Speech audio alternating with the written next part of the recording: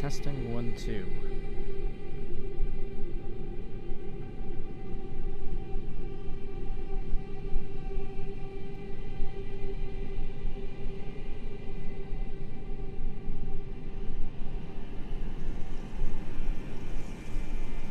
What's up, Roger? Give me one moment while I get everything set up. It's the first time trying to do a whole streaming shtick.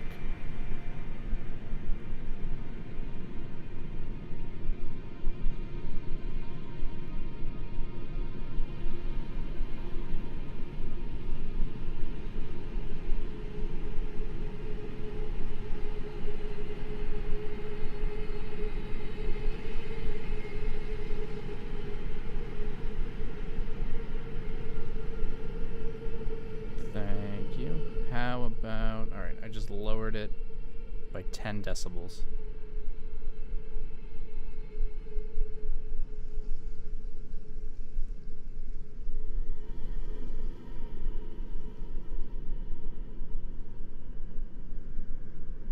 Oh, I appreciate that, Lexi.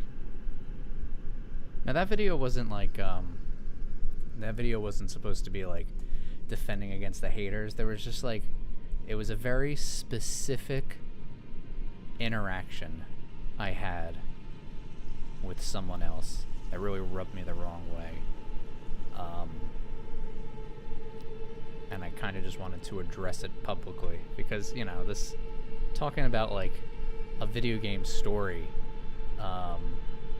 is supposed to be fun and lighthearted, and you don't have to agree because it's just a story. So, you know, I just want to, you know, put it out there in a public setting, because I think some people take it a little bit too seriously when we talk about this stuff. What's up, Bobby? Alright, so the goal of this stream, and maybe series of streams, is I need to get footage for my future videos. And to do that, I need to play HUDless on my Black Swordsman character. So that, like, includes, like, hitting things with the telescope, and then like getting 10 seconds of like idle animation, and then recording all of the audio and stuff like that. Oh wait, I don't think my camera's on. Here we go. Now you can see me. What's up, Nicholas? Yeah, there are no haters. It's just mimics. So what we're gonna be doing is, it's gonna be essentially like, instead of just like me doing this offline, I thought I would just do it online too. So I need to like hit like almost every single piece of dialogue and every boss fight, and invasion and things like that, because when I do videos in the future, I like to have a repository of every single like my own personal database of footage. So if I need anything, I could just pull it out of the folder, because right now it's like really difficult. I recorded all of my gameplay for my first playthrough, but that's like, I don't know, 50 hours of stuff, and it's not organized. So, and I like to do it with the Black Swordsman character because it keeps everything consistent through the videos, and it's kind of like the unique thing I like to do. Were you guided here by kindly Mikula? I am Leda. That's right, Kite Tails. This is the Black Swordsman. I was guided by he doesn't use a HUD, and he doesn't use magic, and he gets his ass kicked. And you too will be transported to the realm of shadow where Mikula the Kind now dwells. My compatriots are there already.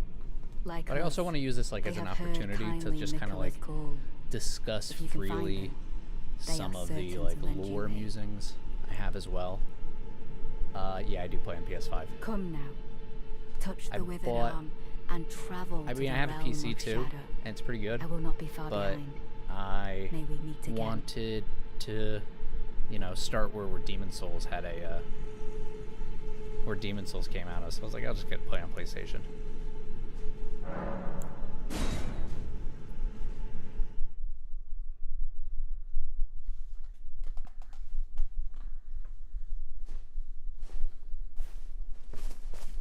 Yeah, you can pester me with any lore question. This is New Game Plus for the DLC. This actually might be New Game Plus 2. Did I actually get that recorded? Yeah, I did. No, I don't have it on PC. I just have like I have a PC. I should get it for PC too, but I just haven't yet.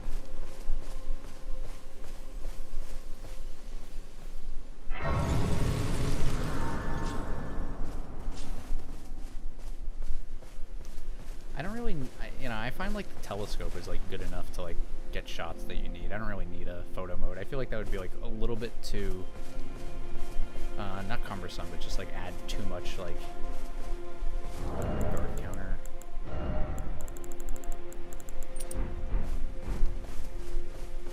Oh, when there was no cutscene, I was thinking that like with the graves being spirit graves, I was like, oh, this might be like a dream or something, or it's like not real in some way. I don't know. It just felt like so anticlimactic compared to like Dark Souls 3's introduction. So when I first saw it, I was thinking like, oh, is this like these graves aren't really spirit graves? They're just like not real at all. I don't know. It was an idea. Obviously, it doesn't. That's not true. I was playing earlier today, and something I noticed is that this area out here, you have all these grave sites with the horns, and if you go inside the city, the town settlement, they actually have more ornate makeshift graves. We'll probably see it in the stream too. Like you could see that like this is kind of just like one horn or two horns tied in a simple knot onto the posts. But in that area where the Fire Knight invades you, the graves are stacked in a much even manner, and the horns on them are more ornate.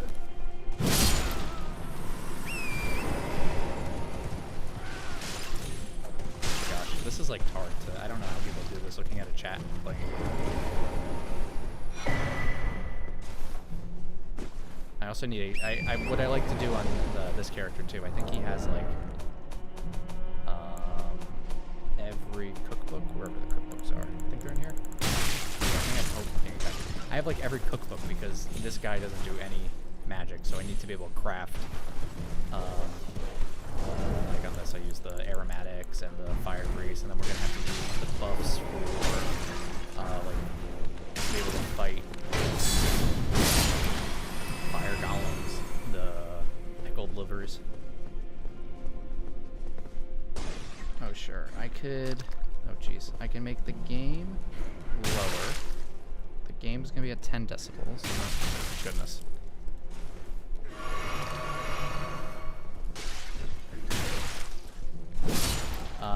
No, I did not enable stream chat override, but I have. So on the setup, so I have my MacBook here. I could probably show you. Like my MacBook is like right there with the chat, and then on my, you kind of see it, like my second monitor has my chat too. So I'm trying to hit back and forth. I could see it everywhere. Yeah, crafting is super underrated, and it's a really fun system to play with. Like I like crafting the weapon greases and the buffs, and especially in the DLC where everything hits you really hard, being able to craft that specific pickle to stack on top of like your immunity or your Pearl Drake talismans, very useful. Oh, I don't have Bolt Drake +2. That might screw me. And I think that's it for this area. I'm only going to be, so I use the PlayStation's built-in recording system, and I'm only going to hit it on like boss fights and things like that, or like important item pickups. I don't know if that matters to anyone, but that's just how I kind of do the recording. And then when I need to get like B-roll and stuff, I have multiple characters at different phases of the game. So if I need, for example, like a shot with the Erdtree not burning, I have a few characters who have like every zone unlocked but not Farm Azula, and then one character who does have Farm Azula.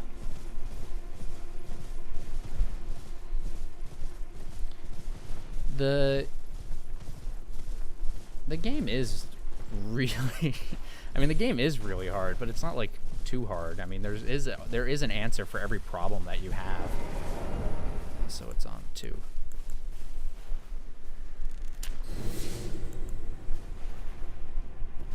Gotta find Wolverine in here. I need his weapon.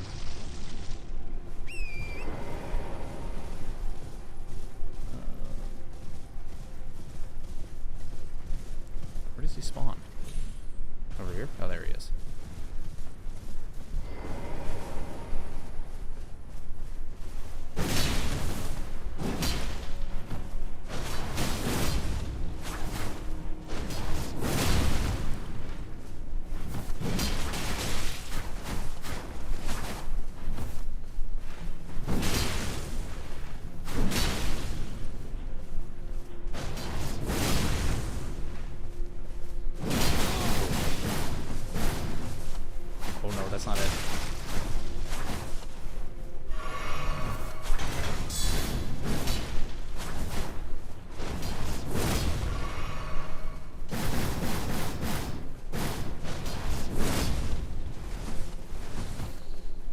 You could see how playing with the HUD is like tough.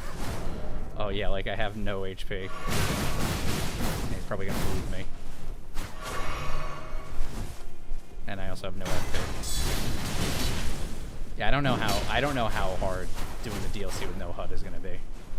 It seems like it's gonna be really bonkers.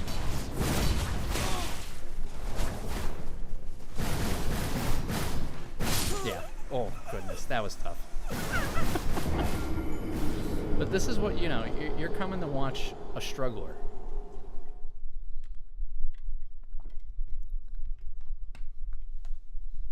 You know, we're not taking it easy. Guts doesn't have it easy, so neither should we.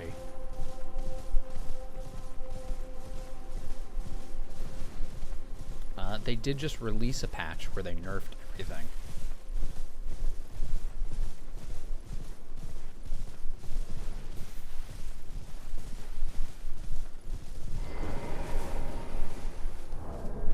What could we do? You know what?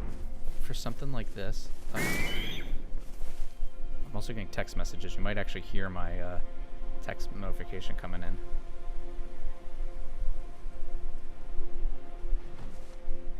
Oh, damn it. There he is. Uh-oh. Ugh. You know what? We're popping.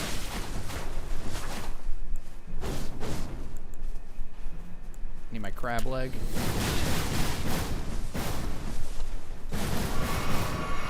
Alright, now we can actually play. Or not. Yeah, I'm gonna go screw. I think I might need to farm shadow fragments before I even fight anything.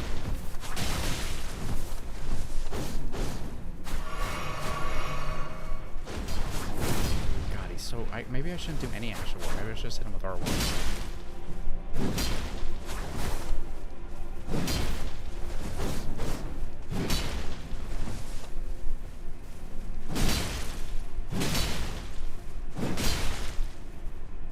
I also don't do PvP, so I'm not very good at the NPC fights.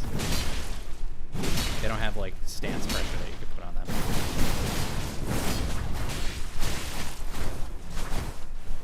Yeah, of course he's gonna. Thank you. I'm glad you liked the videos, Billy. I might have to change my microphone volume in my actual PC setup, so just give me one moment and I'll make myself louder. You know, usually I only use my microphone to do like recording for what do you call it, like videos. So let's do crouch R1. Okay, he just poises through it. Okay, so how do I... we'll come back to him. One second, let me fix my microphone so it's better for everybody. Then we go to MIDI. Let's try 40 decibels. Now I changed the audio. We're gonna skip that guy. I changed the audio. Let me know if this sounds better. And if you can hear any background noise, because I have a fan on my desk. The prattling pate probably wouldn't work on this guy. He doesn't seem like he knows English or how to read. I do need his weapons, though, because I want them for footage. But I think I need, like, shadow fragments. Now it's too loud. Okay, geez Louise, we can't get it right. Let's try 35 decibels. 35?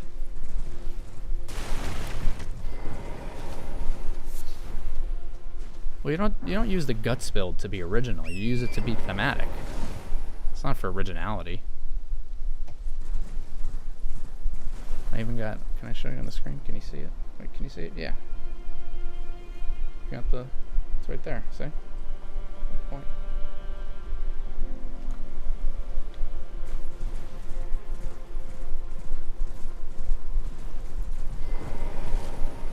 You know, I didn't do... You know, this isn't really like my favorite build to use for the game, but I just need it for any footage I try to get. It's very limiting. It's very difficult to like play well, not being able to use like any auxiliary things.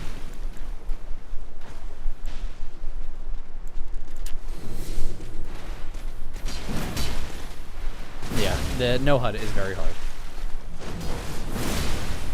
But you learn like what you can and can't do, and it kind of helps you keep the pressure up and be aggressive. Like you really don't like have any room to slow down. I guess you could, but you know, you want to be able to keep, you don't know how low their health is, you don't know if you're almost to the end of it. So for me, it really helps me stay aggressive, but it's hard to like, you know, I have to like see if I'm low on HP. Gotta do something like that. But it does allow you, playing no HUD, it gives you a better observational sense of like the artistic direction that they show within Elden Ring, and like noticing things within the environments. You know, when I played The Witcher 3, a big issue I had with that game is that, you know, the mini-map, you just like stare at the bottom corner of your screen. And, you know, Elden Ring doesn't have a mini-map, but even with like compass and your health bars and stuff, you're kind of like not paying attention to the animations that the characters are doing on the screen, and you're mostly just like looking at the UI elements. So it is it's more engaging this way, to be able to, you know, turn off the HUD and be able to enjoy the environments for what they are without having to like just keep staring at your stamina bar.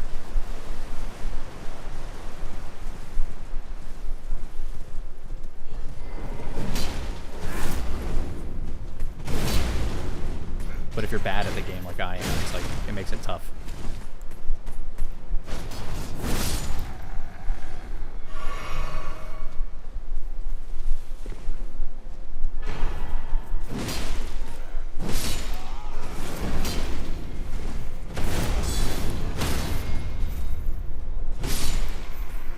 Do we have any, what lore topic do we want to talk about?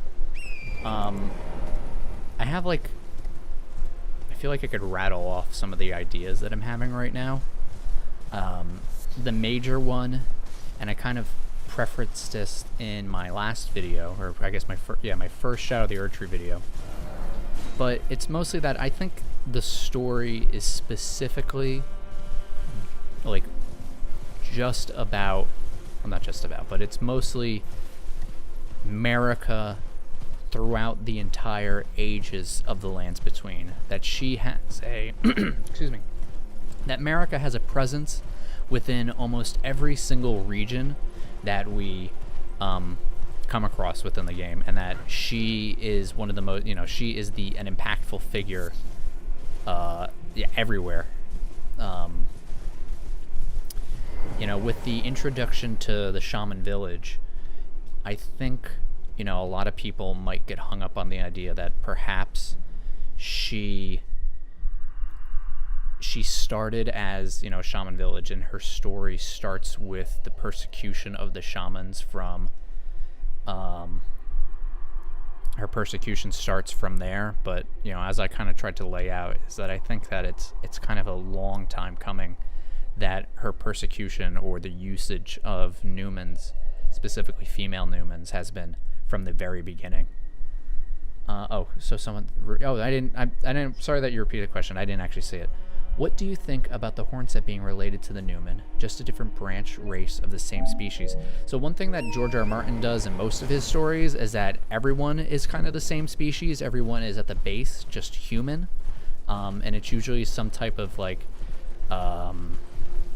genetic modification that has occurred that changes them down the line. Like, for example, you know, the Newman are most likely just humans, but they have something additional that makes them special, and we actually probably can look at what makes the Newman special. If we go to our items, well, first let's look at weapon. Well, there's a specific weapon I want to preface this with. If we go to Ordovis's greatsword, this sword is imbued with an ancient holy essence. Its red tint exemplifies the nature of primordial gold, said to be close in nature to life itself. And I don't remember the other item, but where is it that says the crucible is the Erdtree in its primordial form? I think that is a spell. Right? Is it a spell? Or is it a talisman? Is it I don't remember which one it is.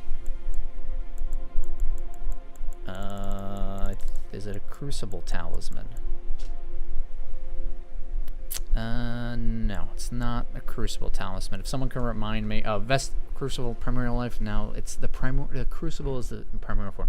Anyway, we have red tint. Remember it. Oh, here we go. Yeah, the Newman rune. Here we go. So we look at a golden rune, very gold, but we look at the Newman rune and it has that red tint on it. So my line of thinking is what makes the Newman so special is this red tint of primordial gold. You could see it here, like gold to red. When you put them side by side, this one actually has a little bit of that red tint, but this one's more gold.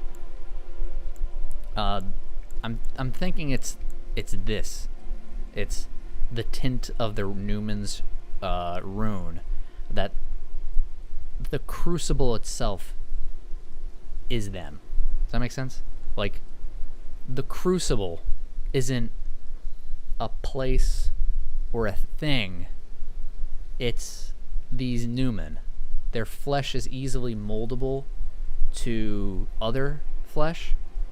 So, and you could I guess take a goat and a Newman and then combine them and then you got a goat man.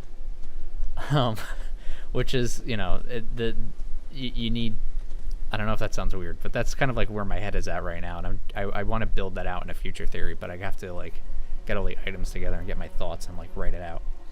Marika's rune is bright gold, but Marika, that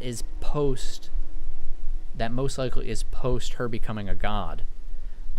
If you've watched Senator Tarnish's latest video, which is really good, he proposes, and I think he's right with this, let me get this dialogue over here.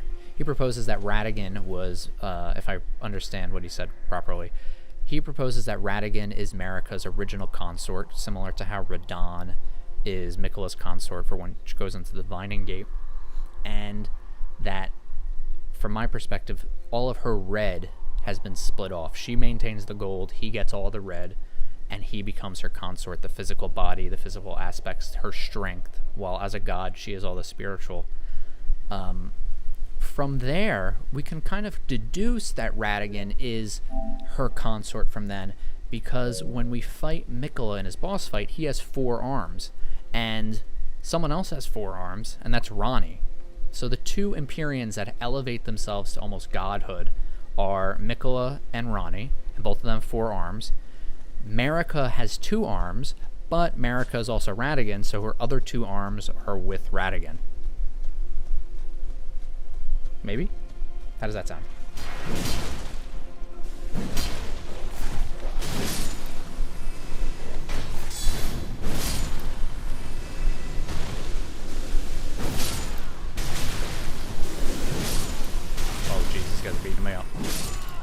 Yeah, it's very interesting that we get also by graveyards, similar to those who live in death, summoning the same spells. I'm curious that if those who live in death who are summoning, who summon those death hexes, if they're supposed to be horn sent. I don't know if they're actually supposed to be horn sent, but it'd be interesting if that's what they're trying to say. How do I recover from all this? I don't know what that means. Recover from what?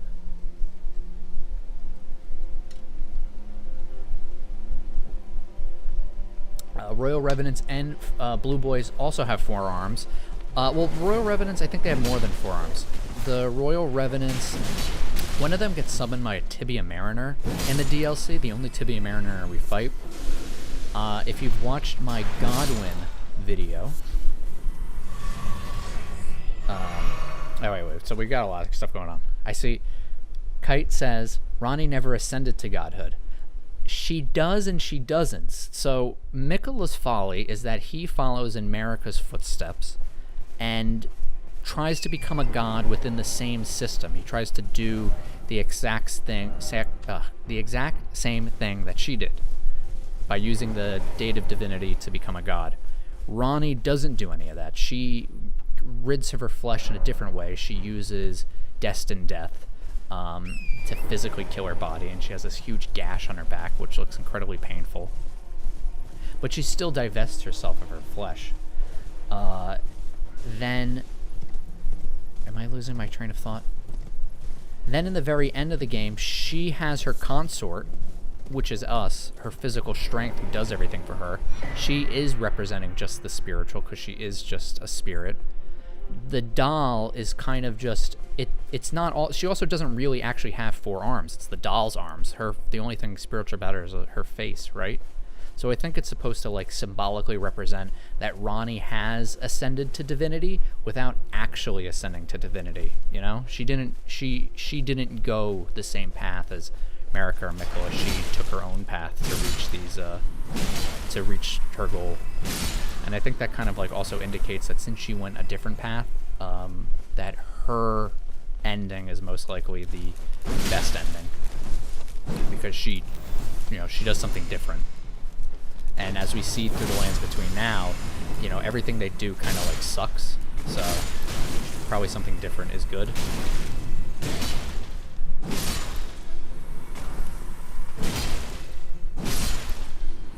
I was mentioning something beforehand. What did someone say? I was talking about Marika. Whatever. We'll come back to it later. What do you mean by the Horcrux shenanigans? What's that mean?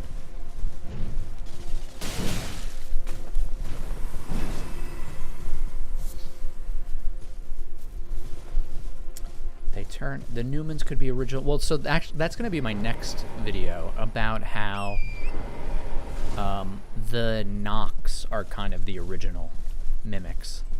That the Nox are created by the Newman to essentially not have, like, a slave race, but to, they're essentially godlike beings, long-lived and seldom born, and you need to be able to have someone to build your cities and to live in them. And we see that kind of with, like, the clay people, but I think the clay people's evolution is into the Nox. And the Nox are very, they are essentially mimic people. Alright, we gotta get some dialogue here. Oh, it's coming from... Let's record from this way.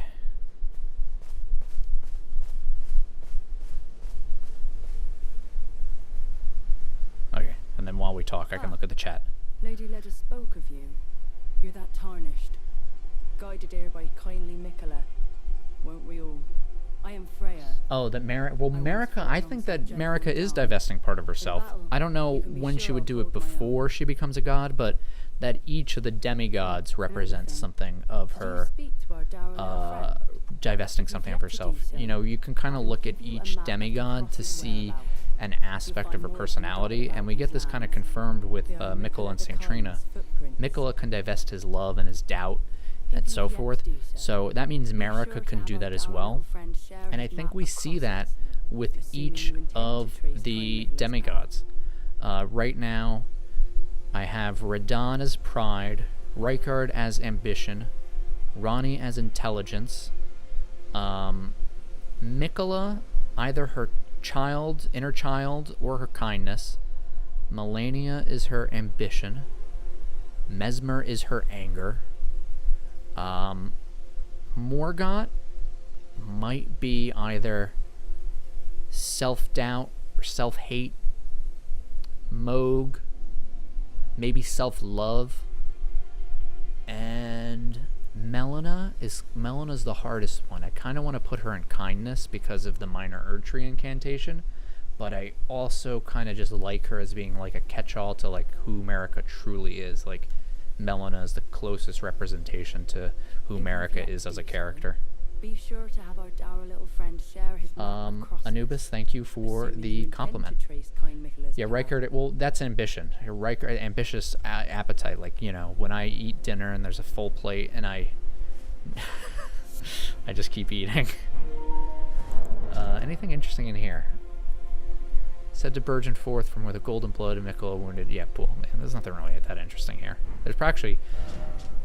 It kind of looks like... At the top of the flower, it kind of looks like a little person. Like, you can kind of see a little head in the ghost. Oh, you know what that... It kind of reminds me of Grace. Yeah, that's probably what it's supposed to be. Look at that. Wait, can I... Oh, see? That's probably supposed to be representing how Grace guides us through the game, and Mikola's footprints are guiding us in the DLC. We can see that the Imperium Blood Bergian has some of has a little Grace icon, like kind of looks like Grace. That's interesting.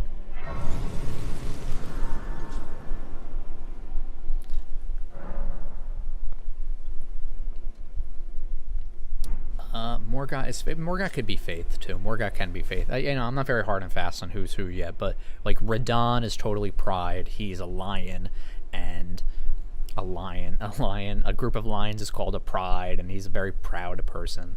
I think one of his descriptions is like he's like proud to be the son of Ratigan.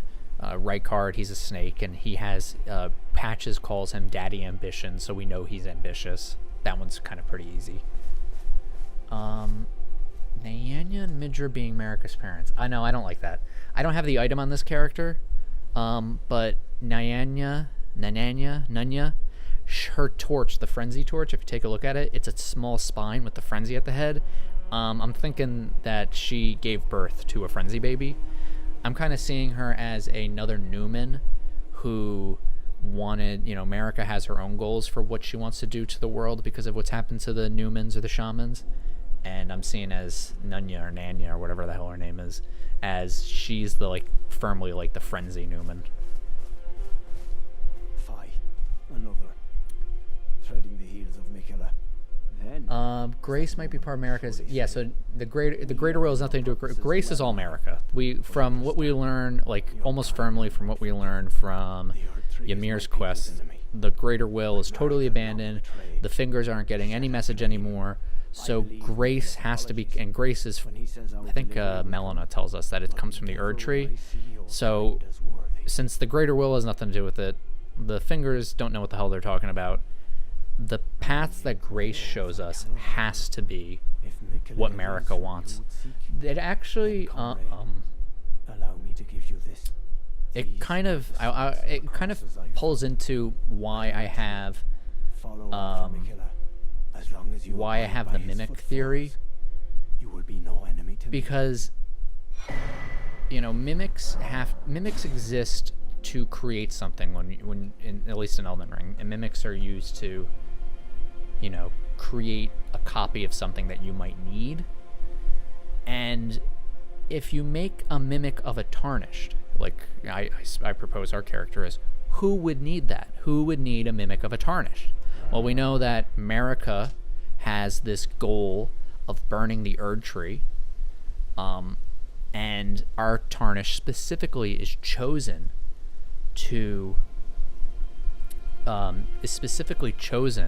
by Torrent and Melina sequentially. Is that the right word? So why would that be? And that's kind of where I think the mimic comes in. The Tarnished is a mimic specifically because Marika needs someone, a specific person, not that she can trust, but someone that doesn't have any background.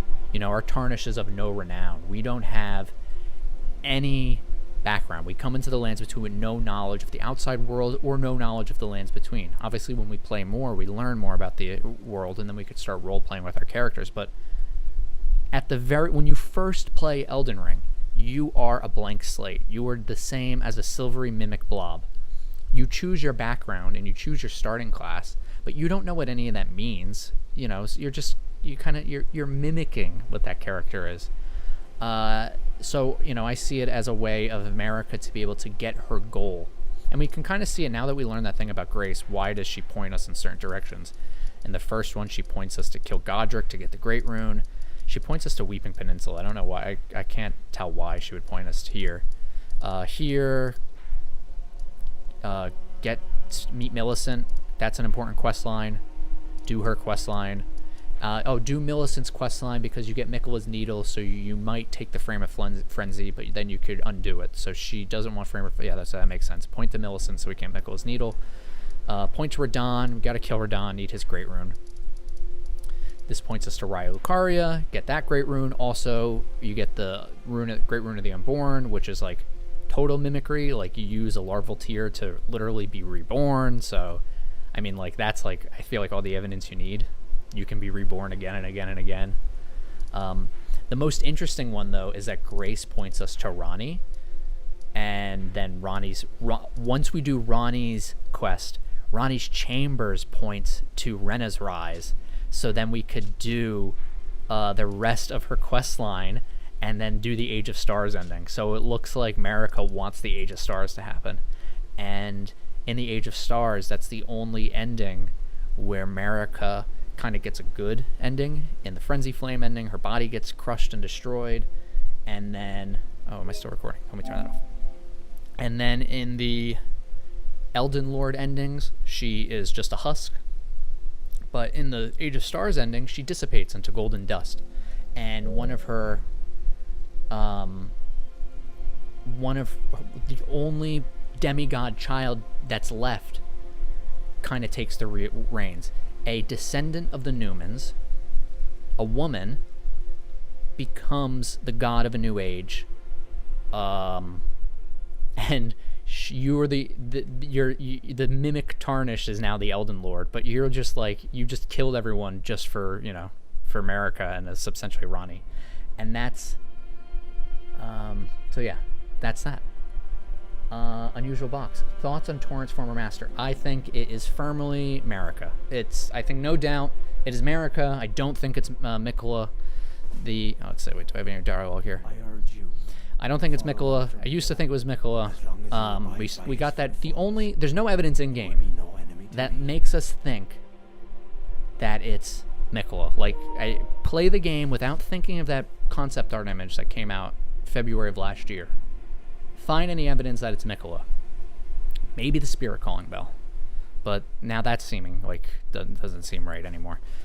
We have an interview with Mitsu, with Hidetaka Miyazaki, where they ask him about that image, and he doesn't really answer the question. They say, like, I don't have it on me right now, and I'm not going to look it up. You could look it up if you want. But they just, like, ask, like, oh, we got that image of Miquella riding Torrent. Is that Miquella or something like that? And he goes, like, yes, Miquella is a big part of the DLC. He doesn't say, like, yes, that's Miquella riding Torrent. He just says, yes, that Miquella is going to be important. We also have Torrent is a spectral steed. He is completely, spectral. The ships, the coffin ships, they are, they have the horned beast on them. They have the bull. In my first video, I kind of show this all too. The Enri Elam in the tower, they have the goats on the procession. The shaman in the someone in the Discord, I think it was Greedy King, he said that he did some translations where shaman is supposed to be kind of like a shrine maiden, like I think it's Keto, I don't know what it is, but it's like Japanese shrine maiden, and they kind of like worship or tend to the kami, which are supposed to be spiritual entities. So the Newman having these spectral steeds, like these, like a thing like Torrent never had a physical body, kind of makes sense. Like this, you know, so I'm leaning towards. Also, even that concept image, there's no structures. They have the graves and stuff, but the Shadow Keep isn't there. That castle isn't there. So, you know, it feels like it's Torrent is America's. Like it just seems like we're all America's. I want to fight that guy, but I feel like he's gonna kick my ass. Yeah, America probably regretted the Golden Order. Unless, all right, so here's the other thing. I'm never gonna be able to play this game. I can talk too much. Let's go to spells. So, another way that I look at Elden Ring lore, and this is probably the most important one, is this spell right here. All right, Golden Order, regression, causality.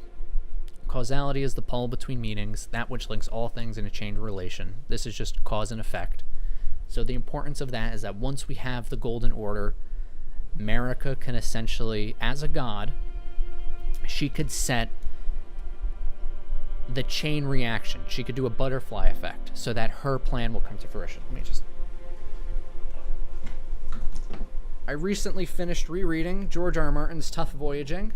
This is also one of Hidetaka Miyazaki's favorite books. And in that, Haviland Tough is a ecological engineer who has a thing called a seed ship, which can just change the genetics of an entire planet. And he is compared multiple times to God. And what he does is he'll just like introduce a plankton to the ocean, and that will cause a chain reaction that solves the problem. The plankton comes in, a certain fish eats it, then the fish gets too big, and then it starts eating another fish, and then it destabilizes the oceans so that the flying birds can't eat a certain one, and then this, that, and the other thing, yada, yada, yada. You know, Bob's your uncle. He solved the problem by introducing one little change to the environment that had this huge butterfly effect. So once Marika becomes a god, she should, if we think of like gods and in how human mythology looks at, should have like this ultimate power to be able to make drastic changes to the world and to its ecology and to the people therein. And I think that is kind of like shown through the law of causality, that everything that's kind of happened is a chain of events that she's wanted to happen to get to the ultimate goal. You know, no matter what happens at the end of Elden, like no matter what choices you make, you always burn the Erdtree and you always become Elden Lord.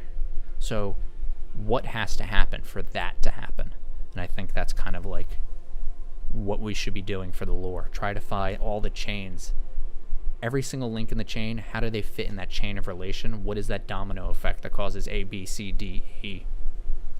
And then, after we find those, try and determine how they could have been manipulated by some of the characters, some of the godly characters, like Marika. What could she have done? What one change could she have done that will cause that domino effect in order for her chosen tarnished by Torrent to become Elden Lord, burn the Erdtree, etc.?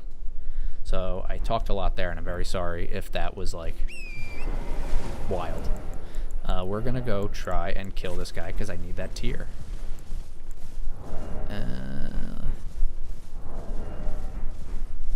We should probably also, not gonna do guard counters, so we need this. We're gonna use Shard of Alexander. I think that should be good. Yeah, it's gonna be a few years before I finish. I could talk so much. You guys are getting free videos here. Don't need that, don't need that, don't need that.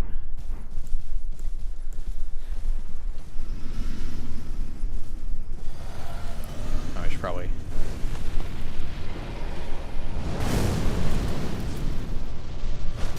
Should be recording, you never know. Might need this. These fights are really tedious, I do not like them.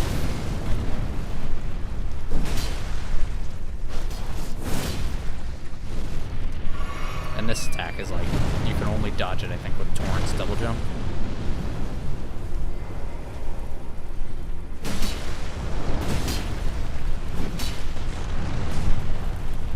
Yeah, yeah, you could. Yeah, you know, just steal all the lore. I don't know if it's like I'm gonna be cocky and say this, but I think I figured out the lore now. I feel like I figured it out. So you're coming to the right place. It's all just about putting it together in the right order. Like, for all the stuff that they didn't tell us in the DLC... Is he gonna fall over? I like hearing myself talk too, so that's the problem. For all the stuff that they told us in the DLC, what's more important is, like, what they didn't tell us. And like, not getting anything on the Glamite Queen was, like, I think huge. Like, that tells us a lot. Like, she's either Marika, she's either Melina, or she is like some character. She's just her own character, and there's like nothing else interesting about her. But currently, I think the Glamite Queen is Marika. I think she is Marika right now. I also think she's the Finger Slayer Blade. So figure that one out.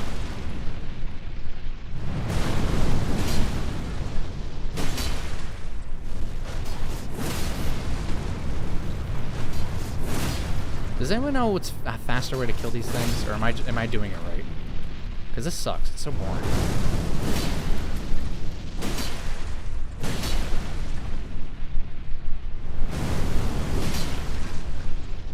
Oh, Godwin? We already figured out Godwin. You just gotta watch my Godwin video. Godwin's a dragon bastard.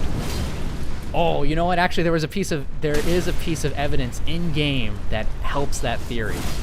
I don't have the item yet, so I can't tell you.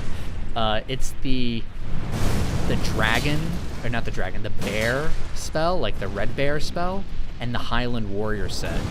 So from the Highland Warrior set, that's where you fight one of the red bears, and it's the same color palette as Godfrey's armor, and it says that like Dragon Communion, this is like jokingly known as Bear Communion, and Bear Communion is like a far cry from Dragon Communion, and is more similar to like the Horn Scent. So it makes... Fuck, did I fuck that up? It makes sense to why... it makes sense why Godfrey would have two Omen children, because Bear Communion is like the Horn Scent stuff, and would make sense why Godwin is not his son, because Bear Communion isn't like Dragon Communion. So that right there is telling the difference. And like, you know, how are you getting Godfrey and Bear Communion? Well, in Godfrey's second phase, when he's Horaloo, he tries to bear wrestle, you know? And his moveset with the Savage Claws his moveset is much like similar to the Savage Claws. So I think the DLC helped like strengthen my theory that Godwin is a bastard child and not actually Godfrey's son. So I have to kind of like move forward with that. Someone said, I saw a question. Someone asked me a question. Where was it? If you have a question, ask again. Oh, yeah. That Bear Communion item description describes how gods are born in Elden Ring. Oh my god, and I don't... Can you write that... Can you write that in the chat? Because I don't remember it off the top of my head. I mean, I could look it up, but I don't want to...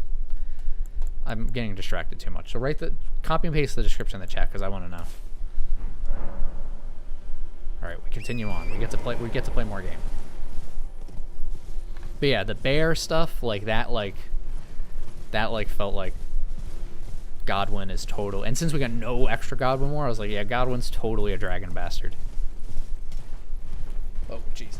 Trying to drink my drink.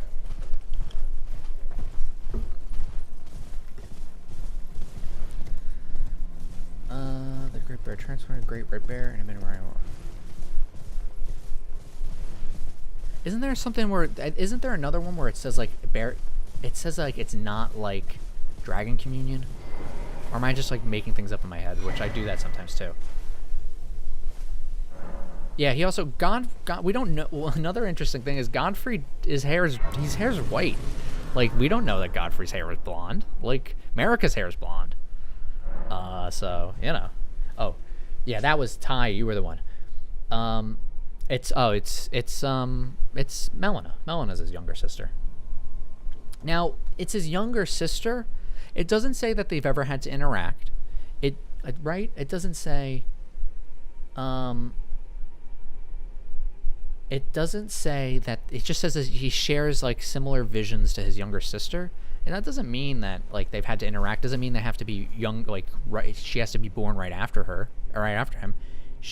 Melina could literally be the last born child of the demigods, or the last born child of America. So you know, she still fits the younger sister line. All right. While I talk to this guy, You must be the tarnished. gotta get a good shot. Formerly in service to Lord Moog, but now, like you, another Only through soul desperate guided battle by with the kindly Farewell can one Mikula. discover a I'm hardly the god steady hand I once was. unique My to fighting oneself. days are far behind me. That's which is interesting. why I have to think. chosen I have to think what dedicate that means. myself to investigation, to discern tender Mikula's ultimate purpose. I'd rather not volunteer service to a new master unless I know that I can be of use. But yeah, I'm gonna have to. I think I think you're right on the Bear Communion May spell. I Having like a lot of 6 crosses being a really heavy item description. We're gonna have to look into that more deeply. They are akin to tender Mikula's footprints, or gravestones, which mark what he's left behind. If you discover any more crosses, be certain. Could be to inner tell me. strength, God Presume in you, too, oneself. are keen to know just what kind Mikula is doing here. Yo, If Kind you Mikkel is discover about to any get some more hands by crosses, the end of this. That's what be he's doing certain here. to tell me. I presume you too are keen to know just what kind Okay, Mikula is. wait, we already did that one. Let's talk to this guy. Hello there. Oh. Together Oops. we work. Let's try again. I can't screw up these shots because I don't have many. I don't have an infinite amount of black swordsman characters to do these. Together we work. Together for Mikula the Kind. Many things we have found. Yes, the deathbed companions being descendants of the Newman and Shaman. Yeah, so kind of like what I'm thinking is that like almost everything in the Lands Between is like a game of telephone for Newman practices. Everything tying back to what they were up to. So yeah, I don't know where they came from though. Oh, I ran out of juice. Can't buy everything. I like finding things for you, Lady Leda, her allies. Yeah, Walter. And Yeah, so encourage you know, I posted this Bring joy to theory on Reddit, and I get this comment too in my videos, and people are like, his name's Godwin, so that means he's Godfrey's son. And it's like, well, he was like, he didn't pop out with the name, he was given the name. Like, and her allies. Godfrey isn't even Godfrey's real name, it's Horaloo. So like, names don't mean anything in anywhere. They're just names. They don't mean anything. It doesn't mean anything. So saying that they're named the same is just like, and so what? That kind of should make us like, you know, suspicious then if that's the only claim to lineage, that he has the same first name or the same like prefix in his name. Just what kind Mikula is doing here. I thought it was a lot to. Can I talk to him about? You'd be certain to tell. I presume you just what. Isn't he supposed to say, "Oh, have you talked to more"? Isn't he supposed to tell us that? Goodbye. If you'd be certain, I presume you just what. All right. Well, we'll come back. Now, I know they mean like a familial relation, but like, it's just the name. It's just the name. Doesn't. You know. My name on my YouTube channel is Jack, and if you say, "Hey Jack," I'll respond. But is Jack really my name? Does that tell you anything about me? I could be lying to you. You don't know me.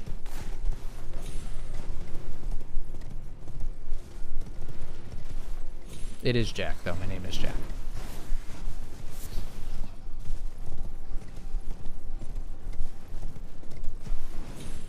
Do you think born with his firepower or only by his fire?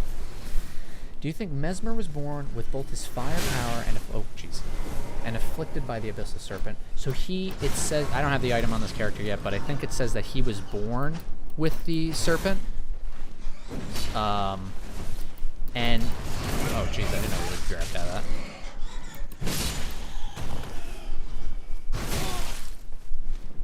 that. But yeah, I think it says that he was born on it.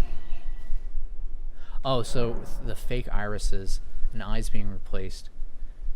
Well, there is, I think, if we look at the grace items, I mean, you know, these are legitimate grace, and they're just supposed to, this is like growing within the eye. Like you can see it's kind of like a fungal growth that grows in the eye. Those seals are most likely, it says that like they use them to like ensure faith. So it probably is like a punishment tool and like a rewarding tool. Kind of, I don't know what they made them out of, but that's kind of like, it's, you know, actually, so Marika gives her son an eye to seal away the serpent, and then those irises are kind of mimicking what Marika did for Mesmer. So that's probably, I think that's kind of like what it's evoking. It's kind of, it's paralleling between what the Erdtree faithful in the present day were doing within the Land of Shadow to what Marika did for Mesmer. Yeah, for faith and blind faith. Yep. It's also interesting that when we look at, like, there's a lot of, like, blindfolded eyes here, blindfolded eyes here, blindfold here. But the one that's the most interesting, blindfolded here, is, I think, the Nox. The Nox, do I not have the hood on this character? Only the female Nox cover their eyes. The male Nox cover their mouth. And they're saying that men should shut the fuck up. That's what that says.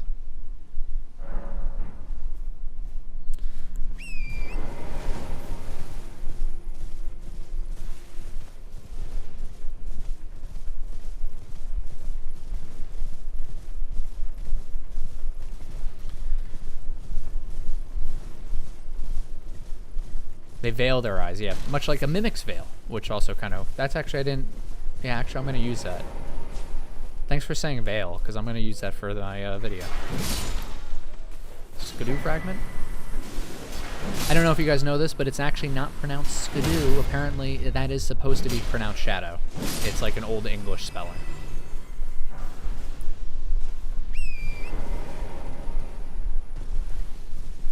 Well, they could see grace if you have if you actually have grace in your eye, like the items. Oh wait, I forgot to change my talismans.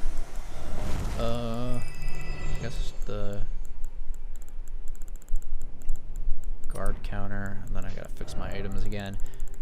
One of the most important items if you're doing a HUD-less build, or maybe just any build, is throwing knives. These reapply poise damage on enemies, so I usually, after healing once, I will also throw some knives. What else do I put on here? I have crab. Oh, I need my perfume. Gotta smell pretty when fighting a boss. Where is that at?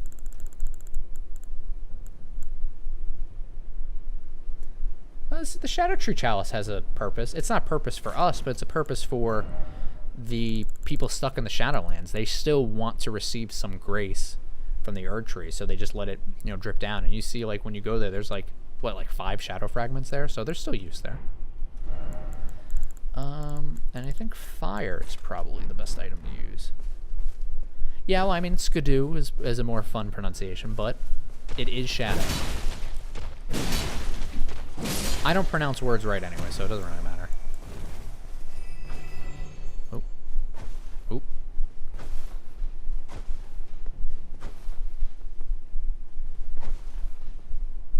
We're gonna get it. Got it.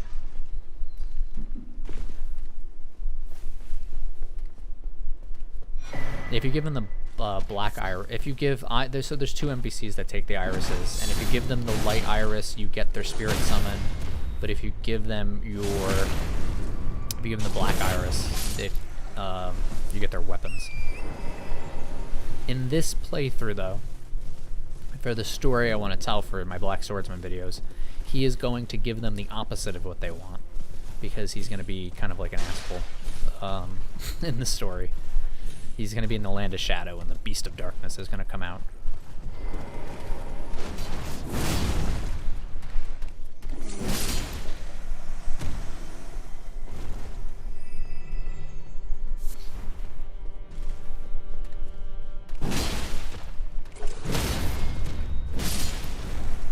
These guys are really interesting. It's, you know, it's interesting that, you know, we're coming up where they, you know, this is kind of like, it's like it's a really cruel joke against Moog that he wants to rebuild his dynasty, and all of his like followers wear these beautiful garb. They are nobles, and you know, this, that, and the other thing. They're pure blood nobles. Like Ansbach is pure blood. I was saying this in my Discord, but like, it's a very clear, be warning, politics alert. Moog's dynasty is evoking like kind of like wanting a fascistic revival of like a pure blood dynasty.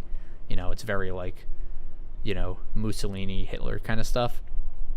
But when we look at the origins of this pure blood dynasty, this is what you get. You get these kind of like grotesque monsters who cannibalize themselves.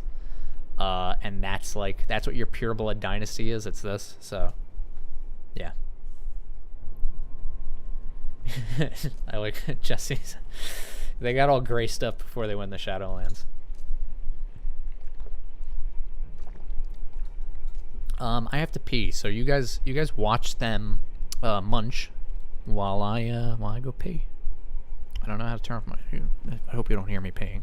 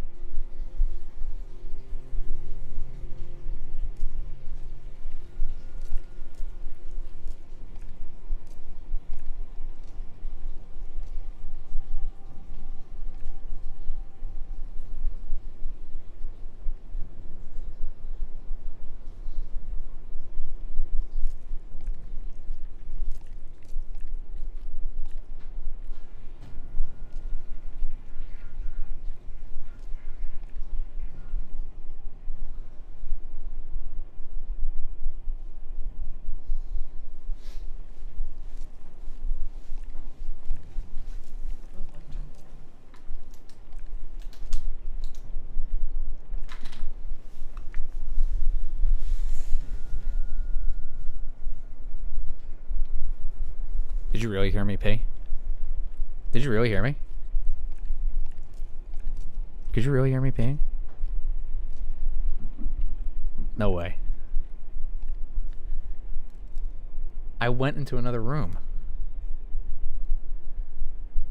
I don't believe you. I'll have to watch it again. I don't believe you. Okay. Well, you got to hear me pee.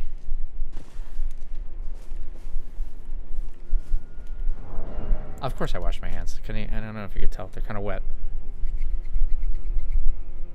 I always wash my hands. It was a gaming... It was a gaming stream.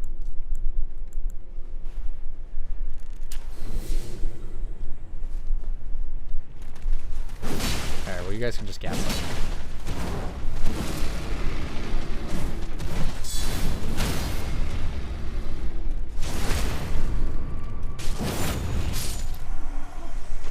Yeah, you know what? I just peed on my hands and then rubbed them together.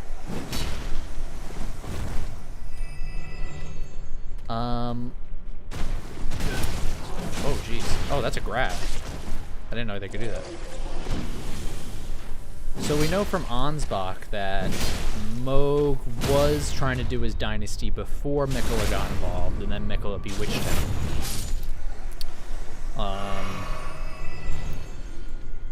So, who's to say how much is him and how much is anyone else? But I also would argue that how much is any of our characters' actions, and how much, oh geez, how much is, you know, because Marika wanted them to do this, that, and the other thing. You know, we have to remember causality, and that Marika is a god, so she could literally, she could have, you know, set up the events where her children are doing the things that they're doing because it helps get her plan. You know, consider that for us to, for our Tarnished to be able to get to the point where they are by the end of the game, everything needs to be in place.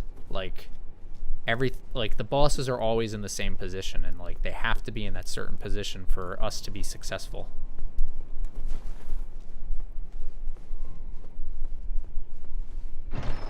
Okay, Rocky says you couldn't hear me, and I was being abused with gaslighting and rude remarks, saying that they could hear me pee.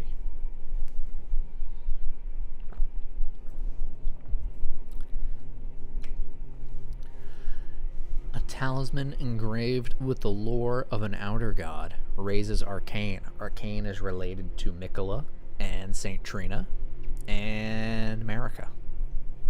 The clan who lost everything in the Great Fires peered upon the corpse of their ancestor, normally an act of sanctity, and saw in its shadow a twisted deity. So their ancestor, in the shadow of the ancestor, they saw the formless mother.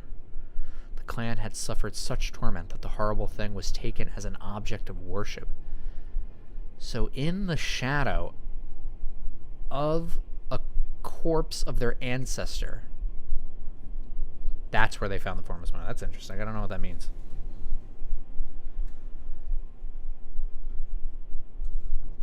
Now you could hear it.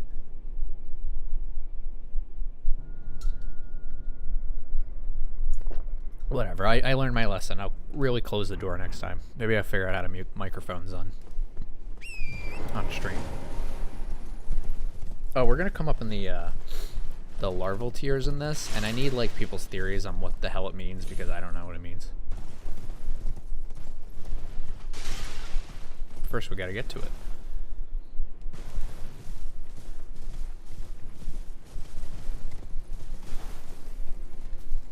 Oh, I love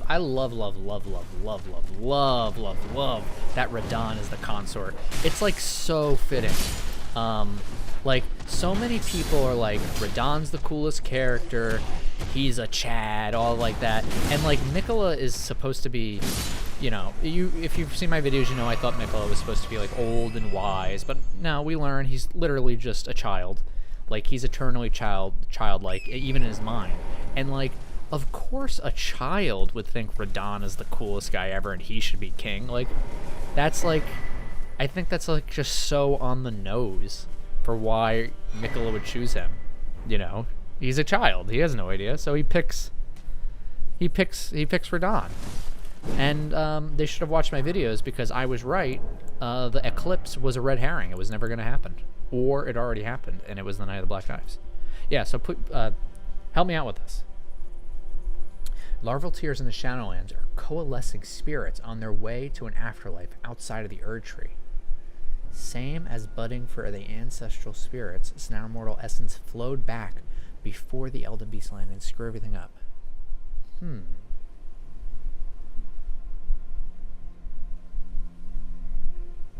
So burgeons from spirit graves and lives only a fleeting existence. A subscriber. Thank you, Noah. I don't know if they're watching the stream and that happens. I set this up like, I don't know when. But thank you for being a subscriber. Maybe you were watching one of my videos and you're not actually here. Neither flesh nor spirit, but something in between. Yeah, I wonder what that means. I don't know what it means. Need that. See, I don't think. Well, they said. So, I don't think. So speaking on the eclipse, I don't think the eclipse failed. It's just not what they expected it to be. Did I pick up the thing over here? The eclipse, it's when, you know, when the sun in an eclipse is. I'll pick the item. Then we can talk about it real quick. But let me kill this dude. Is the other guy coming at me? No. Okay. I think it is the... I think it's the Eclipse Shield. Do I have that? Is it this one? Symbol of the... No, that's not it. Oh, man, I don't think I have the item on this guy. Maybe the Mausoleum Knight armor? Gelmir, Redmane. Oh, I don't have it on this guy. I guess I'll have to look it up. I think it's the Eclipse Tower Shield. Sorry, I'm looking this up on my computer, so I can't show it on the screen. I don't know how to do that. The Eclipse Sun, drained of color, is the protective star of soulless demigods. It aids the Mausoleum Knights by keeping destined death at bay. So what happened during the Night of the Black Knives? Godwyn was stabbed with a rune of destined death knife, but he didn't die a true death. He only died a soul death. So, in essence, destined death was warded away. He was protected from destined death, at least in some way. Ronnie also was stabbed with a rune of destined death knife, and she was protected by she was protected from destined death. The eclipse could be symbolic of not the literal moon eclipsing the sun, but Ronnie being the dark moon and Godwyn being the sun. Ronnie interferes with Godwyn's destined death ritual, murder, assassination, whatever, and they're both protected from destined death. Wait, let me get another prop. In George R. R. Martin's Fever Dream, this is also one of Miyazaki's favorite books. This is about vampires on a New Orleans steamboat. And one of those steamboats is called the Eclipse. And the main character, Abner Marsh, wants to race against the steamboat, the Eclipse, on his steamboat, Fever Dream. And they hype it up throughout the entire book that the race against the Eclipse is going to happen. And then something happens, and then the race doesn't happen. Abner Marsh, this riverboat captain, and his friend, who is a vampire, Joshua York, says, "Hey, buddy, let's get the band back together. We're going to race against the Eclipse." And he says, "Oh, boy, can't wait to do that." And then they go to this, like, abandoned plantation, and Abner Marsh is like, "Wait a minute, this isn't a river. How are we going to race against the Eclipse?" And Joshua York says, "I tricked you. That is not going to happen. Instead, we are going to kill the bad vampire." And so they do. They kill the bad vampire, and there's never an eclipse in the book. I don't think you even see the boat, the Eclipse, in the book. But what does happen is a vampire, who is a person of the night, and a human, who is like a person of the day or whatever, come together and they beat the bad vampire. So an eclipse symbolically happens with the sun and the moon, someone of the night, someone of the day, working together to achieve their goal. So we have precedent in George R. R. Martin's writing of an eclipse being used symbolically, and also eclipse being hyped for happening and then not happening. So that's part of it.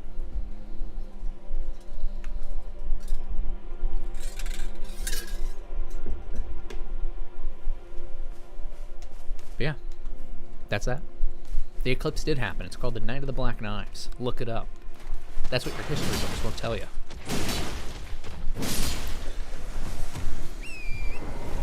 It also didn't make sense. I don't know what people thought. You know, the moon is so big, and like some people have told me that like they didn't even know the sun was in the game until like I pointed out in the video. There's also ain't nobody talking about the sun realm but me. Actually, I think people talk about the sun realm now. That's not true. I think I've seen other people talk about it. But I look forward to making another like redoing my Sun Realm videos and stuff like that, because we got a little bit more Sun Realm information in this game, where the what do you call it? Oh, I love these big dudes. Where the what are their names? The Beastmen. Oh, jeez. We fight undead Beastmen who have the Sun Realm shield. So, and they're in the ancient dragon tunnel. wherever it's called. We're gonna go there when I have enough skidoo fragments. I don't know if there's any items over here. Oh wait, there's a painting. Is the moon an outer god? I don't know if actually the moon's an outer god. I don't know if it's ever mentioned as an outer god.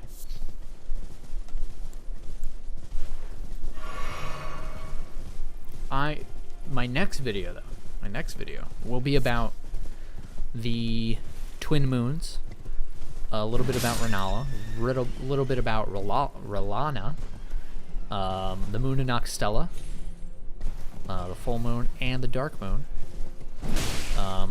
I think the dark moon is a mimic of the full moon that is supposed to be the replacement for the moon of Noxtella, which was destroyed.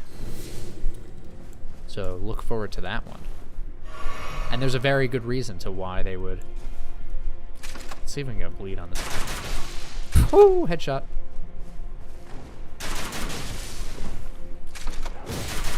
Nope. He's gonna fuck me up.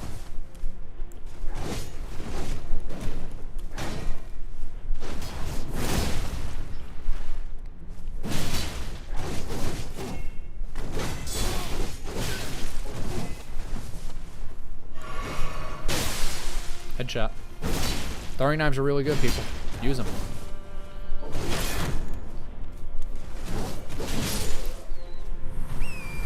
Thank you, Megan. I'm glad you love my videos. Do you think there's Renala, and Ronnie?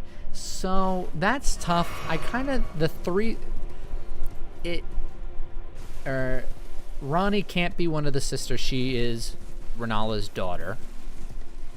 The three sisters in mythology are, well, I don't know if they're sisters. They're three crones. You have, what do you call it? You have like there's three crones. You have like the mother, you have the maiden, and then you have the crone. Like they're supposed to be like the three sisters of fate or something like that. And the stars are fate. So that's kind of where it's at. The moon is just the closest celestial object, nothing more. Yeah, that too, but, you know, we're told to fear the dark moon. The dark moon does have there is a purpose for the dark moon, and it's similar to the moon of Noxtella. But we'll, you know, that's the next video. I mean, in short, I'll give away the goat. The moon of Noxtella, I think, is supposed to be akin to a satellite. I think I've talked about this in another video. Where is it at? Oh yeah, memory stones. You know what that looks like to me? Looks like. Oh, can we get the no ring light? Look at that. Black, lightly beguiling stone. I think the memory stones, the moon and Noxtella, I think it's supposed to be akin to like a satellite. It's like some special technology. And the technology that it's used for, we're actually going to go pick up Savage Lion's Claw because I want to use that one. The technology is so it can pull in, it can guide the stars. The moon is like, the moon Noxtella's guide stars. Starlight shards are used to make the celestial dew, sacred drafts, yada yada. I think it's a way to point stars in a certain direction so they can make mimics and things like that. You know, I don't have my script in front of me or anything like that, so that's just like the rough idea. Not, yeah, exactly. Well, yeah. Nox Aeronautic Space Administration. Yeah. Well, not originally. I think it's the Newmans first who were doing it. And then it's the Nox afterwards. Like the Nox kind of. Well, that is the take on the iPhones. It's the memory stones. It's just the memory stones are supposed to be phones. Like it was not supposed to be phones, but they're supposed to show like there's nothing like this in the lands between. The only thing we find is this, which is the black moon, and that's, you know, nothing else looks like this. Yes, the Norns. Thank you, Luke. Lurks McGee, not Luke. Yeah. They look like, the runes look like thread that Marika forges the Elden Ring. And in the first trailer, it says that the Elden Ring, like, commandeth the very stars, and we know stars command fate. So, it's all there. It's all there.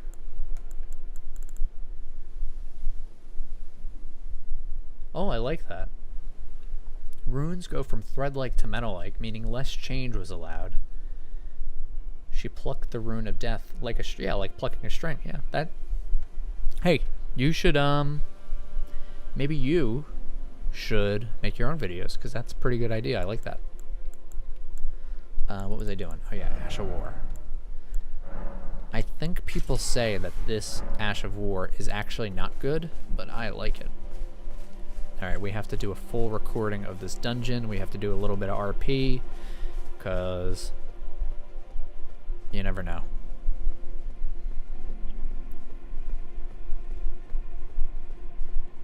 How is everyone... Let's do a temperature check. How is everyone enjoying the stream so far? Is this feeling good and interactive? Is the conversation how it should be? Is the quality good? I haven't done this before, so I want to just make sure that we have something that's entertaining and that we're having fun with.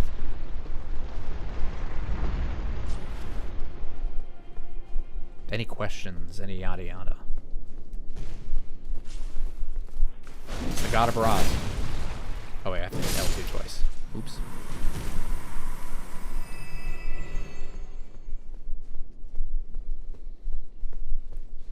Her own route.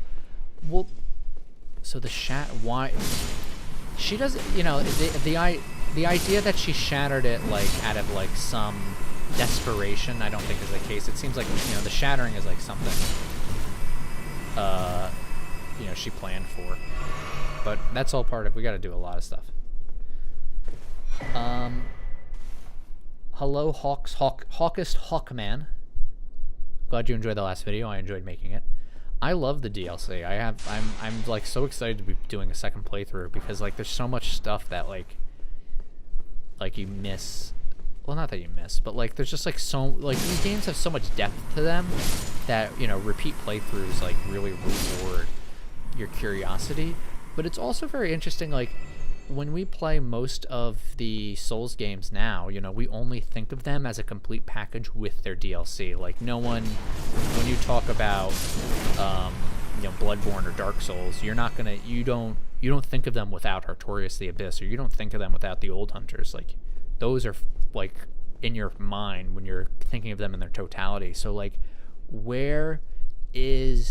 how is Elden Ring going to be looked at in 2 years from now with Shadow of the Erdtree? Like, we had so much Elden Ring with just it being the base game that for me it kind of feels hard to not see these as two separate games and experiences. So I'm like interested to see what the discussion, the discourse, and kind of like the overall temperature is on like how people feel about Elden Ring as a total package with the DLC included. I think that's going to be really interesting to see.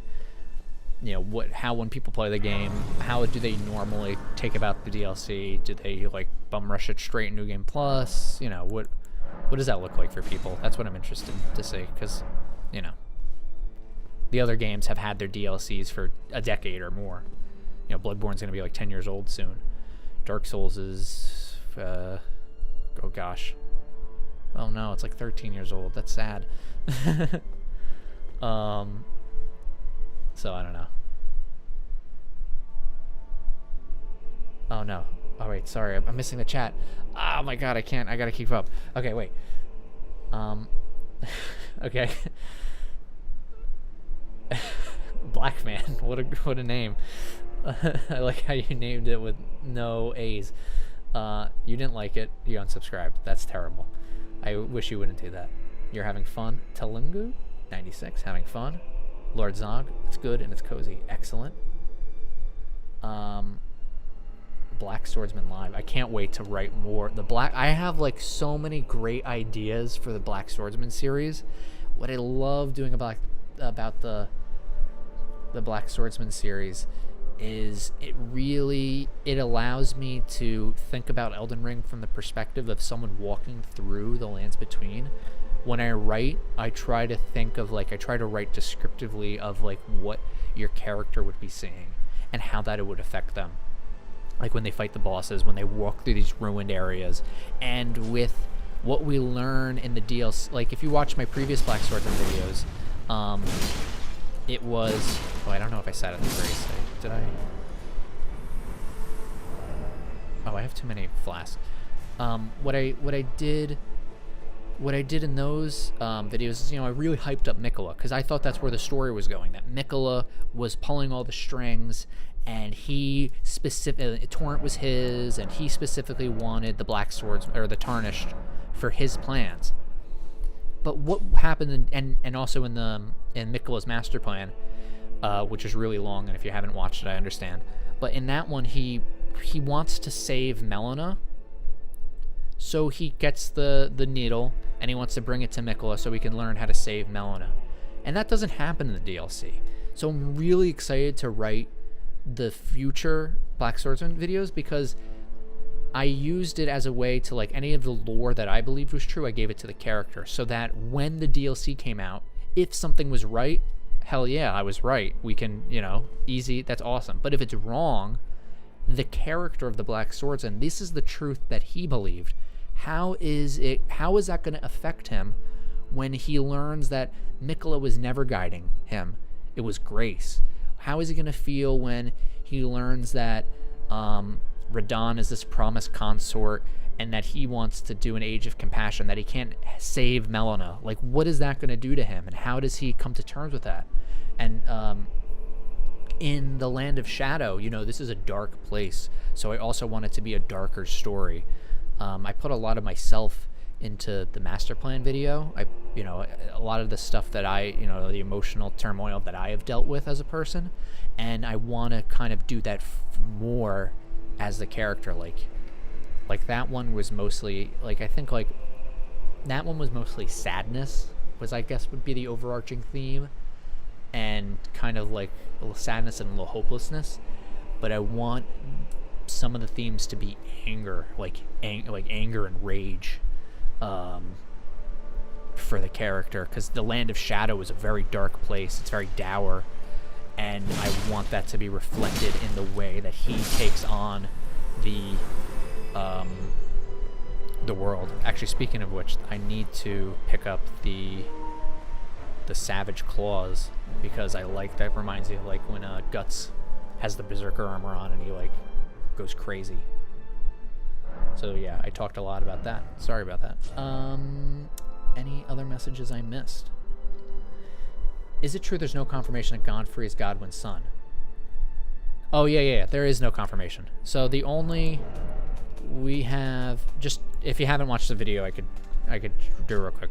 So we have Godric's Great Rune that says a Great Rune, Sharber Godric. Great Rune is known as Anchor Rune. The first demigods were the Elden Lord Godfrey and his offspring, the Golden Lineage. So this Great Rune tells us what makes the Golden. It doesn't say anything about Godric. It doesn't say that he's part of the Golden Lineage. It just says that this is what makes the Golden Lineage. When we look at Radahn's Great Rune tells us that Radahn was among the children of Rennala and Radagon. It tells us that Rennala and Radagon were his parents. It also says he became a demigod stepchildren after Radagon married Marika. And this one says that Godfrey and his offspring were the first demigods. So this also tells us that demigod is a title as well as children of Marika. So you just get the title of demigod just from being part of the royal family. It doesn't necessarily have to mean always that you are a direct blood related.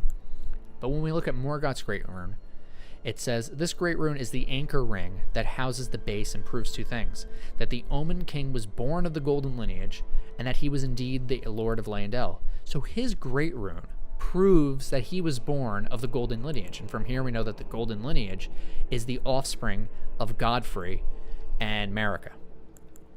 Why? But we don't have anything about Godwin. We just have Godwin the Golden. There's no lines of dialogue that say Godwin is part of the Golden Lineage. we have the Golden Bough line, but Bough is like the branches of a tree, and Marika is associated with the Erdtree, not Godfrey. He's the Elden Lord of the Age of the Erdtree, but that doesn't mean he is part of the Erdtree. Vinman, I am sorry that I'm putting you to sleep, but I hope while you're sleeping that you dream of the Elden Ring lore as I see it, and by the time you wake up, you will think all of my theories are correct. And you will comment nice things on all my videos. I force that upon you, in your dreams and in your sleep.